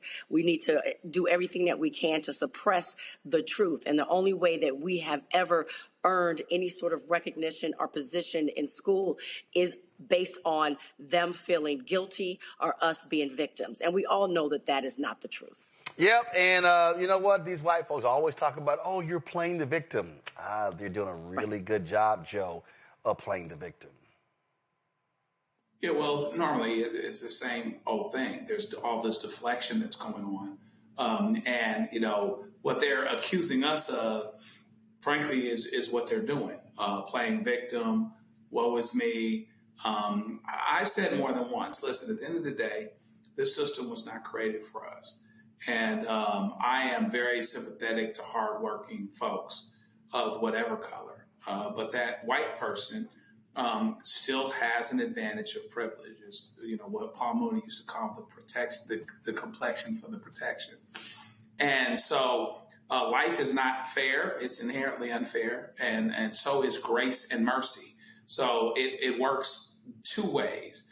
Both to the good and to the bad, that life isn't, quote, fair. We try to make it fairer, but it'll never be totally fair.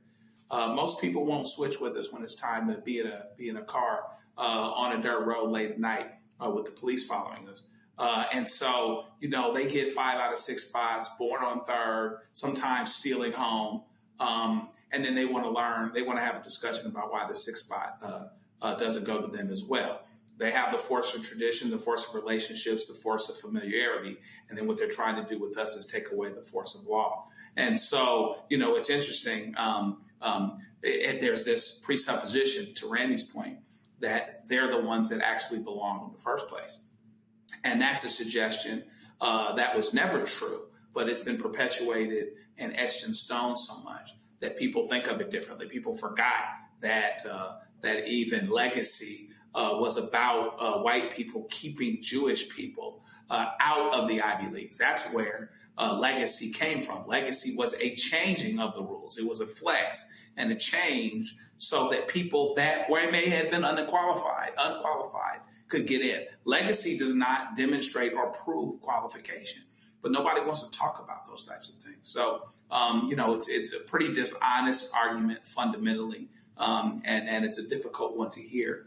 Because it's bullcrap. If you've ever been concerned about how could they actually express having concerns about DEI when you look at this administration? You got a DEI president, you got a DEI Secretary of Defense, you got a DEI, Secretary of War, you got a DEI Justice Department, and you got a whole bunch of DEI judges. If DEI is negative people that don't necessarily qualify, okay, they're okay with doing that as long as it's theirs. All right, folks, for months we've talked about Fanbase, the Series A raise, raised about $17 million to really expand the social media app. Lots has been going on. And guess what?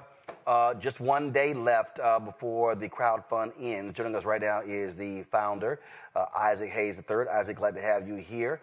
So the goal was $17 million. I saw the other day you had a post. Where are you at now? Is it $15 million or have you raised more? 15.5. We've raised about $331,000 just today. Gotcha. So, yeah, it's we got 1 day left. And the thing that you've constantly talked about, and we talk about this all the time, if we talk about stock market, when we look at these individuals who invest in companies, first of all, people don't realize when you're in the stock market, that company goes public. So you've already had people who invested early, and then when it goes public, if it blows up, they make a whole lot of money. There was an example you used of a guy who invested, what was it, $5,000 in Uber or something like that? Yeah. $5,000. Orrin Michaels put $5,000 into Uber in 2010, and in 2019, when the company went public, his $5,000 was worth $24 million. And so the reality is, what often happens is that as African Americans, I'm sitting here, iPad, iPhone. I'm looking at charger, iWatch, all this sort of stuff like this. I'm looking at DJI equipment. Well, guess what? What happens is we are early adopters. We use all this stuff, but we are never the ones making money as equity owners. We are consumers of products.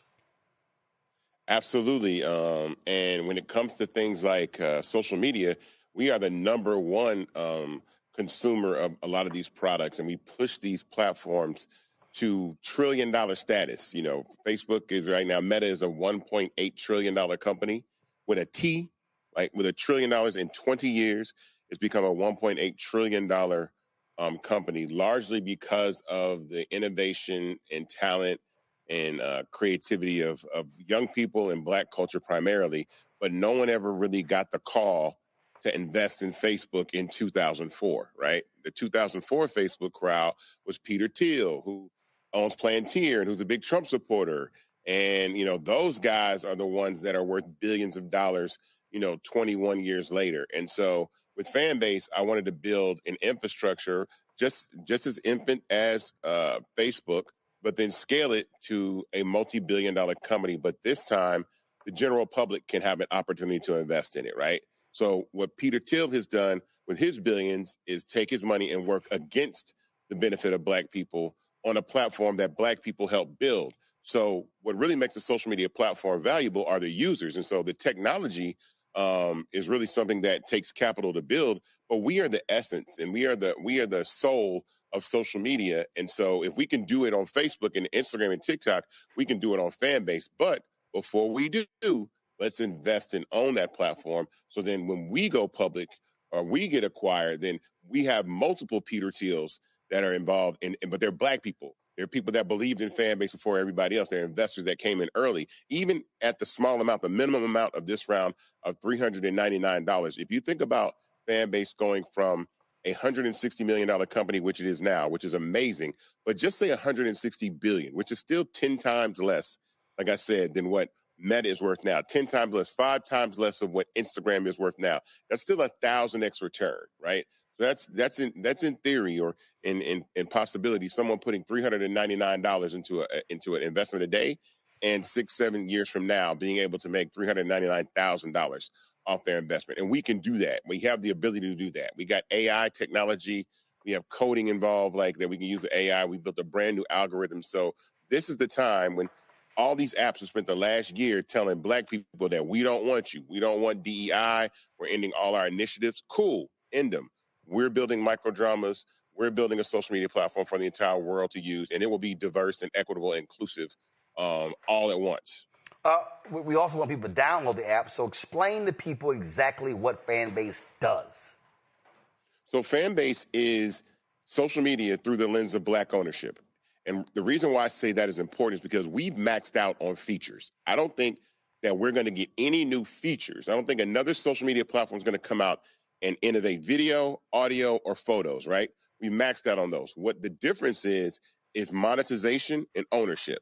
So Fanbase allows anybody that uses the platform the same way you would use Instagram or TikTok or YouTube to have subscribers from day one, still free to use, and people can tip you for your content. So the videos and the photos that you post on Instagram, on Fanbase, you can make 20 cents, 30 cents, $1, $5, as much as people feel like they want to give you for the content that you post. And then, again, people owning the platform. It's a social media platform. And so there's always going to be new apps. We've seen pretty much the death of Twitter the last, few years with Elon Musk taking over X. And we're seeing the transition of TikTok become, the TikTok of True Social with Trump and his individuals acquiring that platform. So we know it's about to happen over there. So we're going to need new spaces. We're going to need new platforms. And so if we're going to need new ones, this time, let it be owned by the users, and then make sure that Black people have a space of equitable visibility in the platform, because the algorithm is not going to work against Black people on Fanbase. It's going to work on behalf of all people, and that's what doesn't even exist on social right now. Questions from the panelists. Mustafa, you first. Isaac, it's good to see you. If we look back 5 years, or, we go 5 years into the future and take a look at Fanbase, what do you hope is accomplished in that moment? I hope in 5 years, Fanbase has completely absorbed all media. And what I mean by that is I hope in 5 years that you actually have to log into your Netflix account, or you can log into your Netflix account through Fanbase. You can log into to experience content through Fanbase, but by doing so, you'll be able to experience content in a different way. Audio rooms, clipping, sharing, DMing, all these other things that you can do, because social media is the new television. And so I want us to take advantage of the fact that if you don't think that social media is the new television, you're sadly mistaken. Everybody is going to be watching all the content. I'm talking about the stuff that you're looking at on Disney Plus and Netflix and Hulu and DirecTV. All of that stuff is going to be watched and absorbed and viewed inside of a large community, a large social network. And so that's what I see the vision for Fanbase being. Randy? Good to see you, brother. It's good to see you, brother. I'd like to say that I am an early investor in Fanbase. Not big, Absolutely. but there.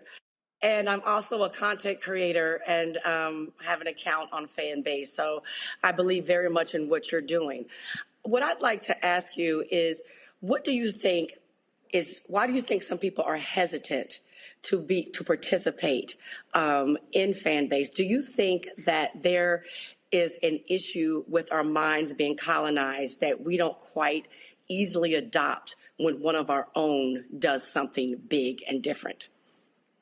No, I think it's a combination of capital and dopamine, right?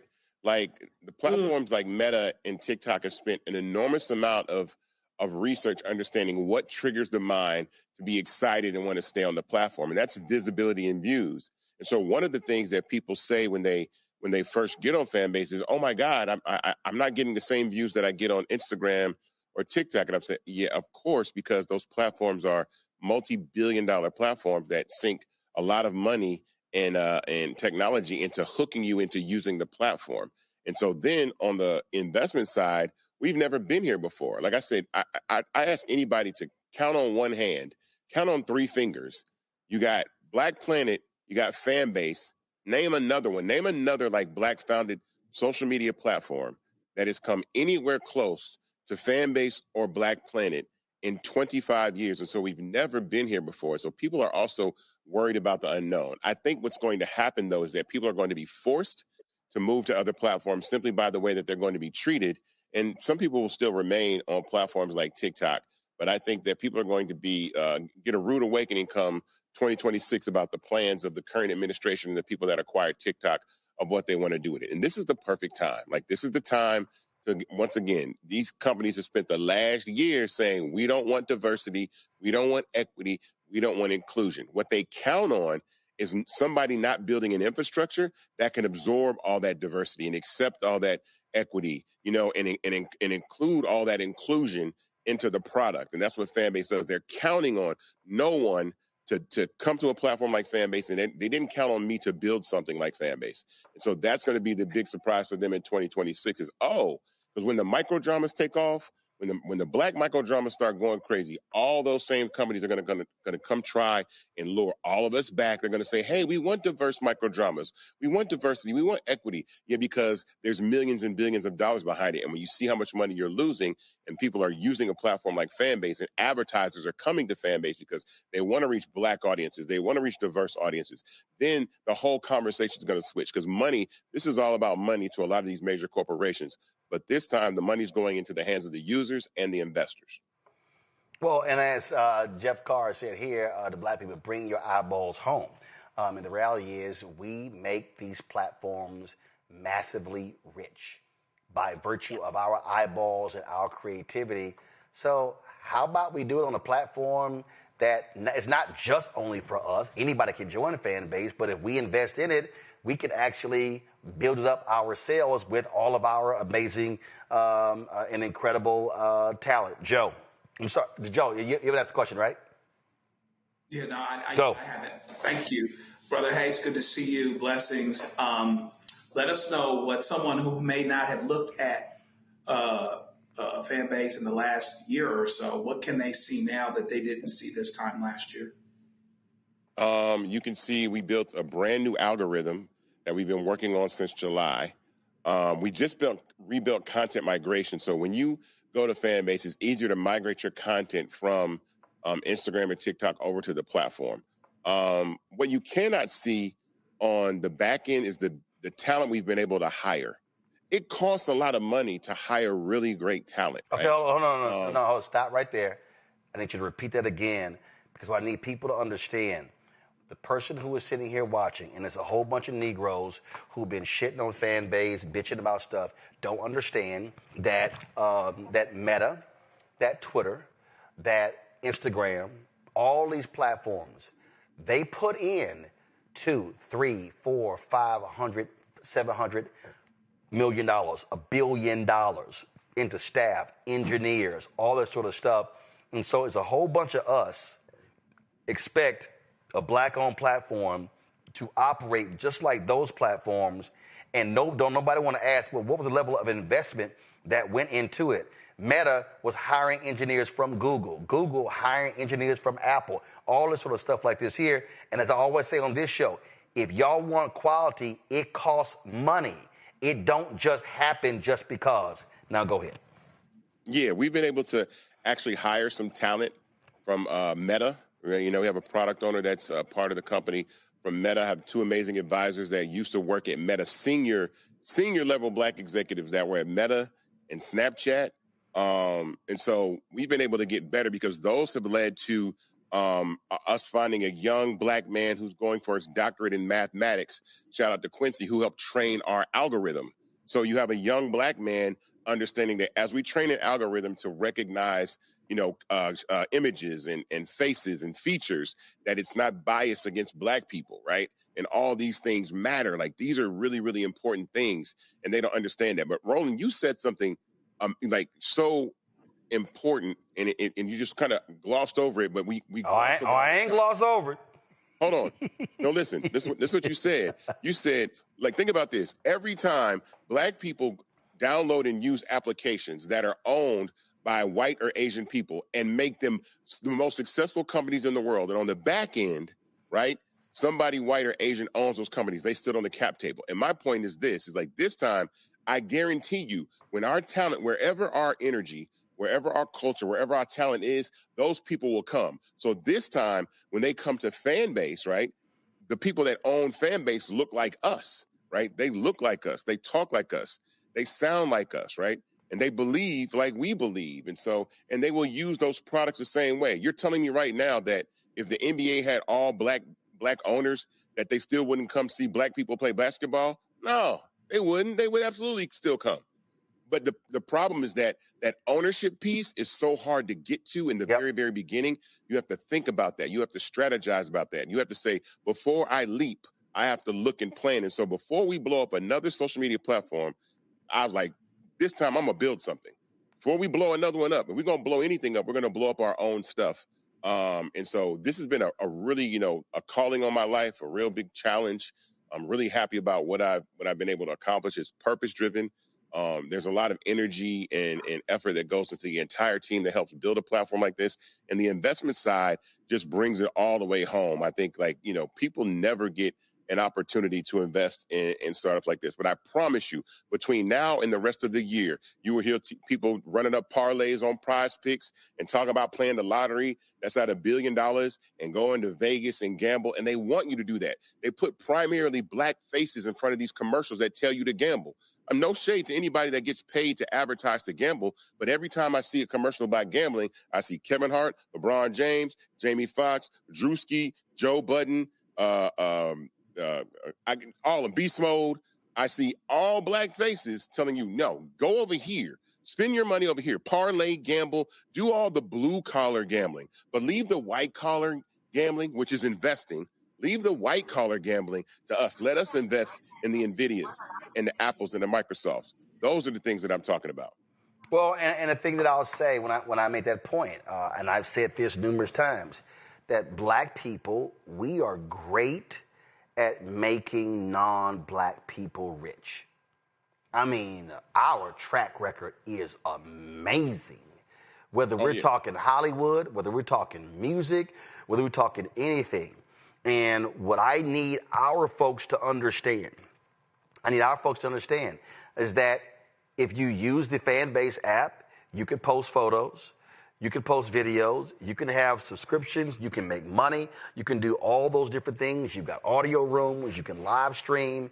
And again, the zeal by which we jumped on Clubhouse during COVID, that shot that app to a $4 billion valuation, how we make TikTok sexy and Instagram sexy and Facebook and Twitter, and not only that, when it was, you made this point here and it was stunning, these black targeted, so-called black-owned outlets, when they were talking about banning TikTok, it was stunning to watch these black outlets touting other apps out of China and other places that they ain't never heard, but they actually saw it on some white site and totally ignoring Fanbase as if Fanbase didn't even exist. Yeah, I mean, I'm not even going to name the app, but I just need our people to understand that there were black outlets touting these other apps to download if they shut down TikTok, and we're totally ignoring Fanbase. And some of these sites and platforms located right there in Atlanta where Fanbase is based. Yeah, I think, again, we have a problem enriching ourselves beyond ourselves. But I do want to say something about black people have an amazing track record of blowing up other businesses. Let's not forget that there has been a systemic barrier in people getting funding, especially like founders like me, of being able to get funding to be able to build our businesses. Like, you know, there are companies that have been given hundreds of millions of dollars to I got it. forward. But here's why I make that point. I make that point for a very, I agree with that, but that's not why I made the point. Because what I need our people to understand, I need people who are watching and listening to really understand the point I'm about to make. And I'm going to go back to our first year. When we launched this show, I was at the National Underground Railroad Freedom Center. And it was a panel that Procter & Gamble was sponsoring. It was the day before the Cincinnati Music Festival. And you had, it was a brother who was sitting next to me. Kid Capri was to my right. And the brother who was a business owner in Cincinnati, this is what he said. He said, y'all, we really got to support Roland Martin Unfiltered. He said, now look, it's not going to look as good as CNN. And I stopped. I said, the fuck is not? That's literally what I said. I stopped him. He's like, no, bro. I understand. I said, no. I want you to understand what you just did. You just literally spoke second class. I said, I've got 4K cameras in my studio. I said, I've got lighting. I've got this. I said, now, to your point, I don't do $1 billion in profit like CNN. I said, but if you articulate to the public that I don't look as good, you are speaking second-class status into existence. It's no different than I had a brother, Isaac, when I was at TV One. A brother said to me, Roland, when are you going to get you a show? I said, I know the story. I said, I'm confused. I got a daily show. He said, no. I know about your TV One show, but I mean a real show. He said, like on CNN or MSNBC.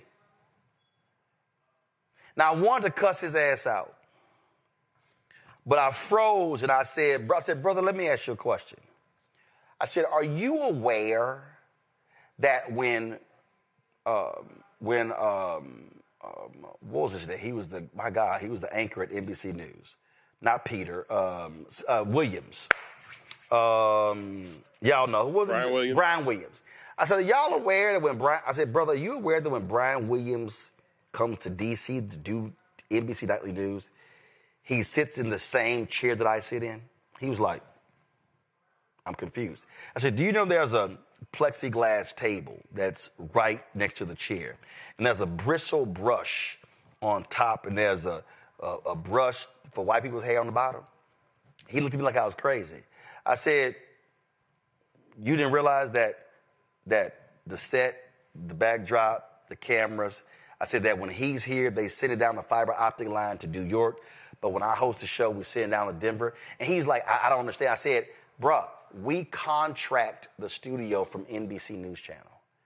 I said, so you just said I don't have a real show when I'm literally using the exact same studio as NBC. And the brother just froze. And that's part of the issue here, Isaac, that there are black people who have hated on you and the app. Ain't got this, ain't got that, it don't have this. Oh, this functionality, this ain't working, without realizing for a long time, Twitter had bugs, Facebook had bugs, Twitter still got bugs. Twitter had bugs, Facebook had bugs, Instagram didn't always have 10-minute videos. I remember it was a thing, it was a big thing when Instagram went to 10 seconds or 15 seconds. Those things are a function of money, growth. Money and growth allows you to have more growth, to invest in the product, to make it better, to make it faster, to make it more efficient. That's how this thing works. I literally just okayed today $175,000 in expenses on camera and audio gear. Guess what? I couldn't do that when I launched in 2018. That's what money and growth does. Absolutely. You know, what's interesting is that what makes this challenging is that our floor is everybody else's ceiling. So I have to start where Instagram is today. Not Instagram. I can't start where Instagram was in 2010 with just photos and filters, right? I couldn't dare do that. I have to compete on a level with these other platforms of the products and services that they provide to consumers and users every day with 1/100,000th of the capital to be able to do so. But I dare anybody to download Fanbase, create a profile, and see like, dang, he's been able to do this with, look, $24 million, $23 million is nothing to scoff at. But when you think some of these platforms, if we mention the aforementioned Clubhouse, have raised $300 million, $350 million, and all they've given you is audio rooms that aren't monetized, that don't allow people to tip you, and they want you to pay to use the product. And we already have that in Fanbase, plus 5 other core functionalities and subscriptions and tipping and an algorithm. We're spinning yarn into gold over here. We're taking this capital that we raise and building a product that's competitive to the current platforms that we're able to pull people over and have them use Fanbase. And that's the thing.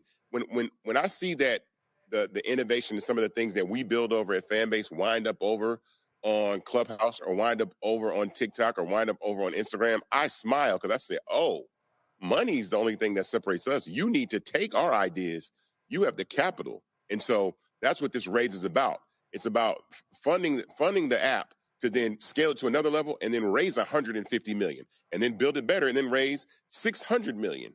And so my point is, with the people that are on when we raised, this $17 million, that's a different valuation. The valuation of the company is going to continue and increase, which means the likelihood that you'll see a larger return for your investment in Series D is way different than Series A, and we haven't even really done a Series A. This is all still seed funding, but this is the longest seed round in history because we've had to go to the people, but I prefer we do it that way because this is our platform. This is the platform that belongs to the users. And something that I'll say to you, Roland, is it's funny how the world has shifted so much to where they're on your side of the fence now. Now everybody's coming to YouTube. Some people don't have a choice.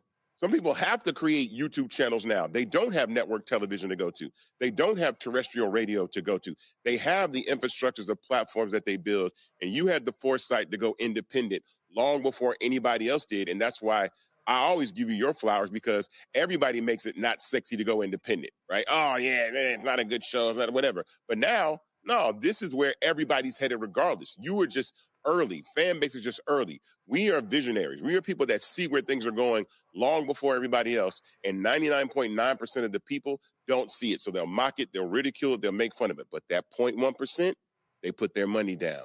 They invest. They watch. They support. They tell others.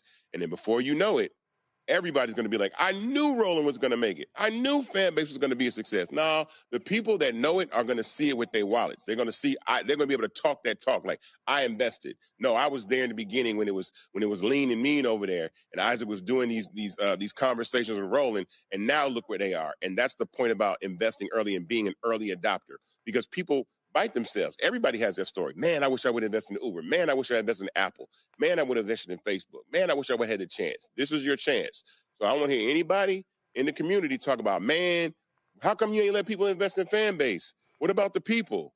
The time is now. Like, this is, I'm looking at my watch. You got a little time left. When we hit $17 million, the race closes regardless. So no matter what amount of time that is left in this round, if we hit $17 million tonight, the race closes, right? And we, like I said, we raised in a day almost $335,000 just in today, right? And that's the day before. This is the day before the round is closing. So I tell people not to wait. Tell a friend. Make it Christmas gifts. Tell everybody that you know that we need to support and build, because in 2026, I'm taking no prisoners on the way that Black culture is handled and treated, because these apps have told everybody all year long, we don't want you. And we beg anyway. We don't want you on our apps, and we beg. And I have no time or no energy for any of that in 2026. So we on our own wave in 2026. Indeed. All right, folks. So if you, first of all, download the app Fanbase. Go to the Apple Store, go to the Android Store, download it. But if you want more information on how to invest, and again, there was somebody, there's somebody out there, I didn't bring her name, and the problem is, y'all, I don't know how to reach her. She sent me a $399 check for Fanbase. Y'all, that's not how it works. You can't send me money. Okay, you can't do it. You got to go to startengine.com/Fanbase. Startengine.com/Fanbase. All the information is on there. It closes tomorrow. What time tomorrow? Is it midnight? Is it 5 p.m.? What's the time? It's midnight. It's midnight West Coast time. So it's technically all right. So 3 a.m. Eastern. So it really closes on December 18th at 3 a.m. Eastern. But West Coast time. So y'all, that's it. We've been talking about it. We've been running promos at the end of every single show. We talk about it for months now. So y'all can't say I ain't know. You can't say I ain't have a shot. Now what's the minimum investment, Isaac? $399.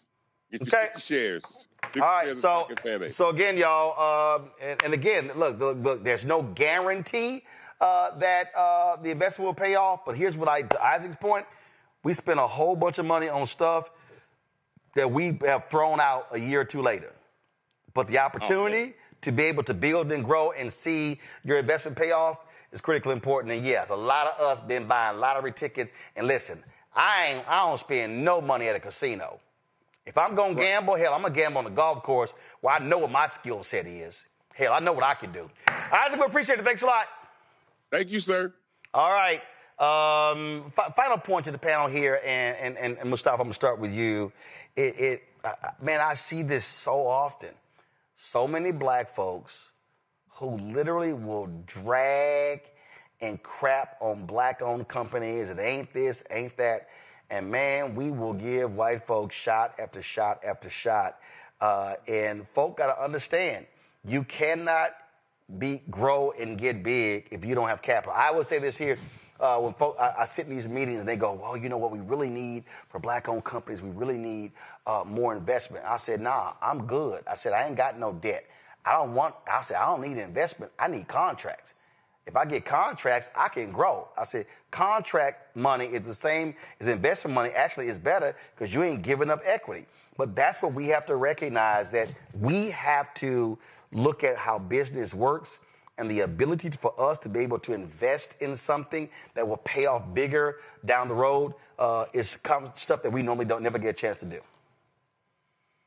That's just real. And, I love that quote that says, bet on black. I mean, we bet on so many other things. I'm so blessed. My father, at a very young age with myself, taught me about how important it is to utilize the stock market, to utilize investment, to make sure that you have exponential growth that happens over time. And I'm just one who believes that if we say that we love the black community, then for those who have done the work, right, who built the infrastructure, who have thought critically about whatever the entity is, then we should support them. And by supporting them, one, we're doing the right thing and helping to uplift our communities, but we are also helping to build wealth inside of our communities and for our families. And we are always talking about the wealth gap that exists inside of our country. This is an opportunity through investment to actually make sure that we are shrinking that and one day eliminating that, and also making sure that generation upon generation of the folks who come after us have what they need to be able to continue to thrive, not survive, but to thrive. So, folks, do your due diligence, do your research, but make sure that you are investing inside of our community and our entities. Randy? The only way we get power is if we build up our economy. Many of us as black users on these social media sites and things, we're oftentimes being silenced. We get put in Facebook jail just by simply talking about our issues. Our voices are always diluted or completely silenced. And it would be power if we actually had when we have our own site, and someone who wasn't scared about us talking about our issues. Just like you have power, Roland, in owning your own network. You can cover the stories that matter to us. You don't have to worry about being silenced or our message diluted. So we absolutely need that power. And, we're so patient with other people. I think about how now we're spending $1,200 on an Apple iPhone, and we're getting updates every month because it has bugs in it. It doesn't quite work. We go to McDonald's and our order isn't right. So we need to understand and be patient as we do get capital and we build up and build our site and our products to be better and better. Joe?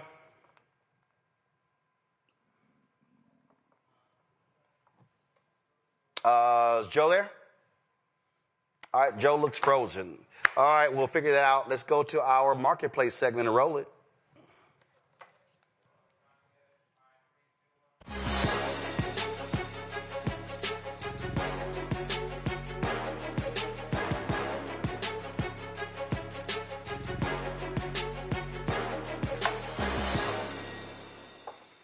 All right, y'all, we're talking beauty, self-care, celebrating our melanin. That's right, Cocotique is a subscription box created just for black women and women of color, delivering curated beauty, hair, and wellness products right to your door every single month. Cocotique founder and CEO Dana Hill Robinson joins us from Marietta, Georgia. Dana, glad to have you here. So where does this idea come from, this subscription box that comes, is this what it is, that comes every single month?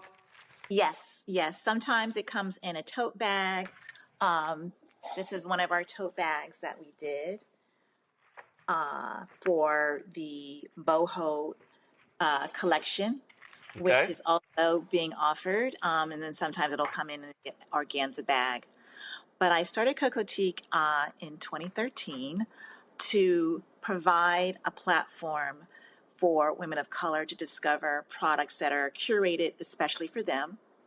Every month you'll get 5 to 7 full-size products that range from hair care, skin care, makeup, everything under the sun that pertains to self-care. And a lot of times, women say to me, oh my God, this is just a present to myself, because so many women don't make themselves a priority. And so Cocotique is that gift to yourself, to remember to practice self-care and to prioritize yourself. So I'm looking in here. So we've got this extra long 60-inch satin wrap. Yes. Rand is over there salivating. We've got collagen supreme mask. We got a couple of these in here. We've got edge control. Yes. We got let's see here. What is this called? Double take, sculpt, and what is this? It's a highlighter stick. Okay, all right, highlighter stick. Got it. We've got we got a couple of those. What we got here? What's this little bitty thing right here? Jelly juice. What's jelly juice? So that's a really beautiful lip gloss, kind of like a cherry lip gloss. So there's a lip gloss and then also a lip scrub as well. Cool. In the box. We got All I Need serum. Yes, this serum just takes care of everything under the sun, from dryness. You want some glow to your skin. You want to get rid of those wrinkles. This takes care of everything. Cool. Let's go questions. Randy, you first. Well, you know I do. You're right about this. I absolutely love this idea. I'd love to know, are there levels of the packages you can receive? Like, is there a deluxe package and a premier package? Or is there just right now one level package that you can get? Yeah, so right now there's one package. And every month you'll get anywhere from 5 to 7 products, although this one box actually had 10 products in it. And that was one of our mega boxes. But all of the products are full size, generally. Every now and then we might do a travel size, but I love to spoil my subscribers and my customers by giving them the full size product so they get to immerse themselves in the full experience. Mustafa. Well, Ms. Hill Robinson, congratulations on everything so far. I guess I'm the science guy right now on the show. Could you talk a little bit about your products and how they're developed? And, I'm sure they're healthy, but I'll let you say that. I'll let you talk about that.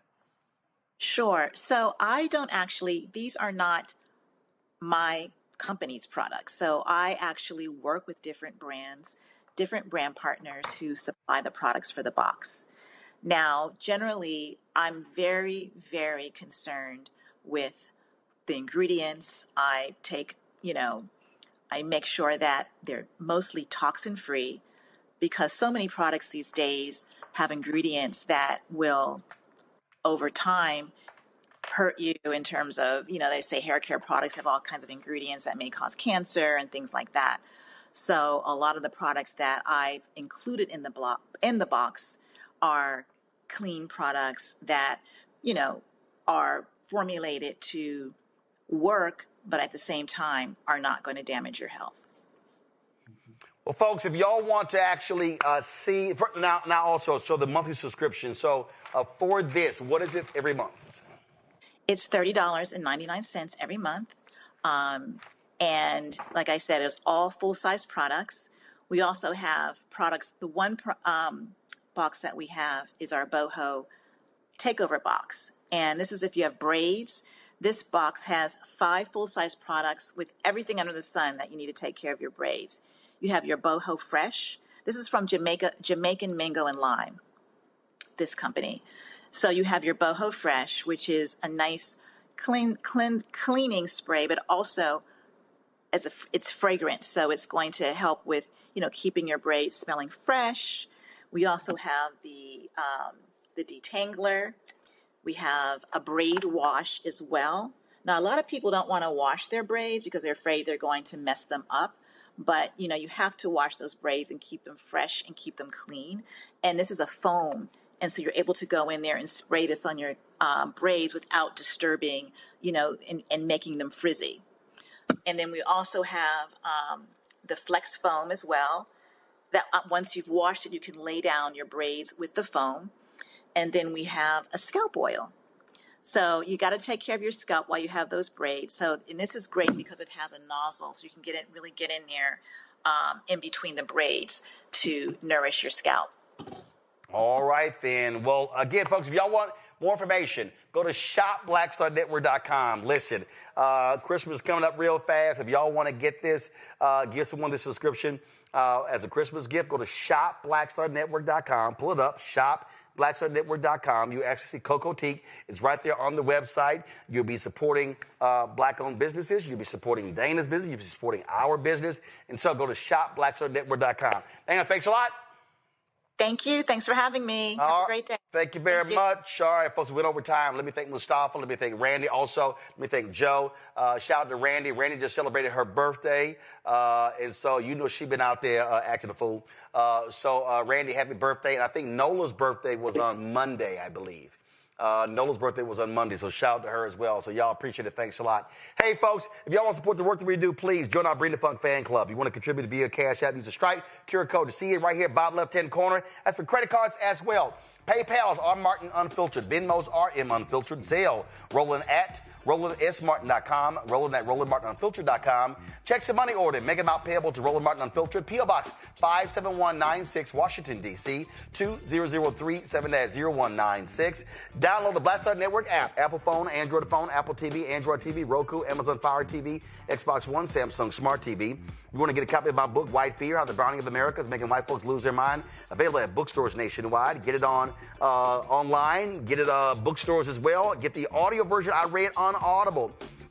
If you want to get our Roland Martin Unfiltered Black Star Network swag, go to shopblackstarnetwork.com. T-shirts, hoodies, wall art, mugs, all kind of stuff. Shopblackstarnetwork.com. All of these products you see right here, we're going to add some to the stack right here. All of these products are Black-owned companies available at shopblackstarnetwork.com. Go to the site, support those businesses. And as I said, download the app Fanbase. You got until 3 a.m. Eastern on the 18th. If you want to invest in Fanbase, after that, y'all ain't on me. StartEngine.com/Fanbase, StartEngine.com/Fanbase. Folks, that's it. I'll see y'all tomorrow right here. Roland Martin Unfiltered. Oh, hold on before I go. Let me go ahead and kill the music, please. Before I go, let me see this here. I got this yesterday, so let me do this here. I'm going to let me airdrop this here. Shout out some sad news. Charles Robinson. Charles worked for Maryland Public Television. I think we actually had Charles on the show once. Charles was a good brother. I knew him through NABJ. Absolutely great brother. He also was a phenomenal alpha brother as well. Charles passed away yesterday in Maryland. He also was the 19th editor of Alpha Phi Alpha's The Sphinx magazine from 1991 to 1993.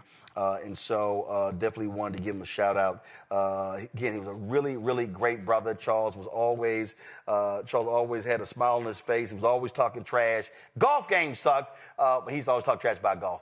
But I would always see him at NABJ. When I see him in Maryland, hadn't seen him in a while. So condolences. And Charles, this is a funny, just so y'all understand how crazy Charles was. Charles came to me. He was like, man. He said, I'm sick and tired of hearing my wife call your name in our bedroom. I was like, what? He was like, yeah, she's always watching your show, talking about go Roland, go Roland. And, you know, every time I see Charles, I was like, Charles, your wife still calling my name in the bedroom? We would crack up laughing at that. I'm talking about, because he the one told me the story. So condolences to his wife, to his family. Again, we will miss Charles. He was a phenomenal alpha brother. He was a phenomenal journalist, a hard worker in the National Association of Black Journalists. And so condolences to Charles and his family. Folks, I'll see you tomorrow right here on Roland Martin Unfiltered. Holla.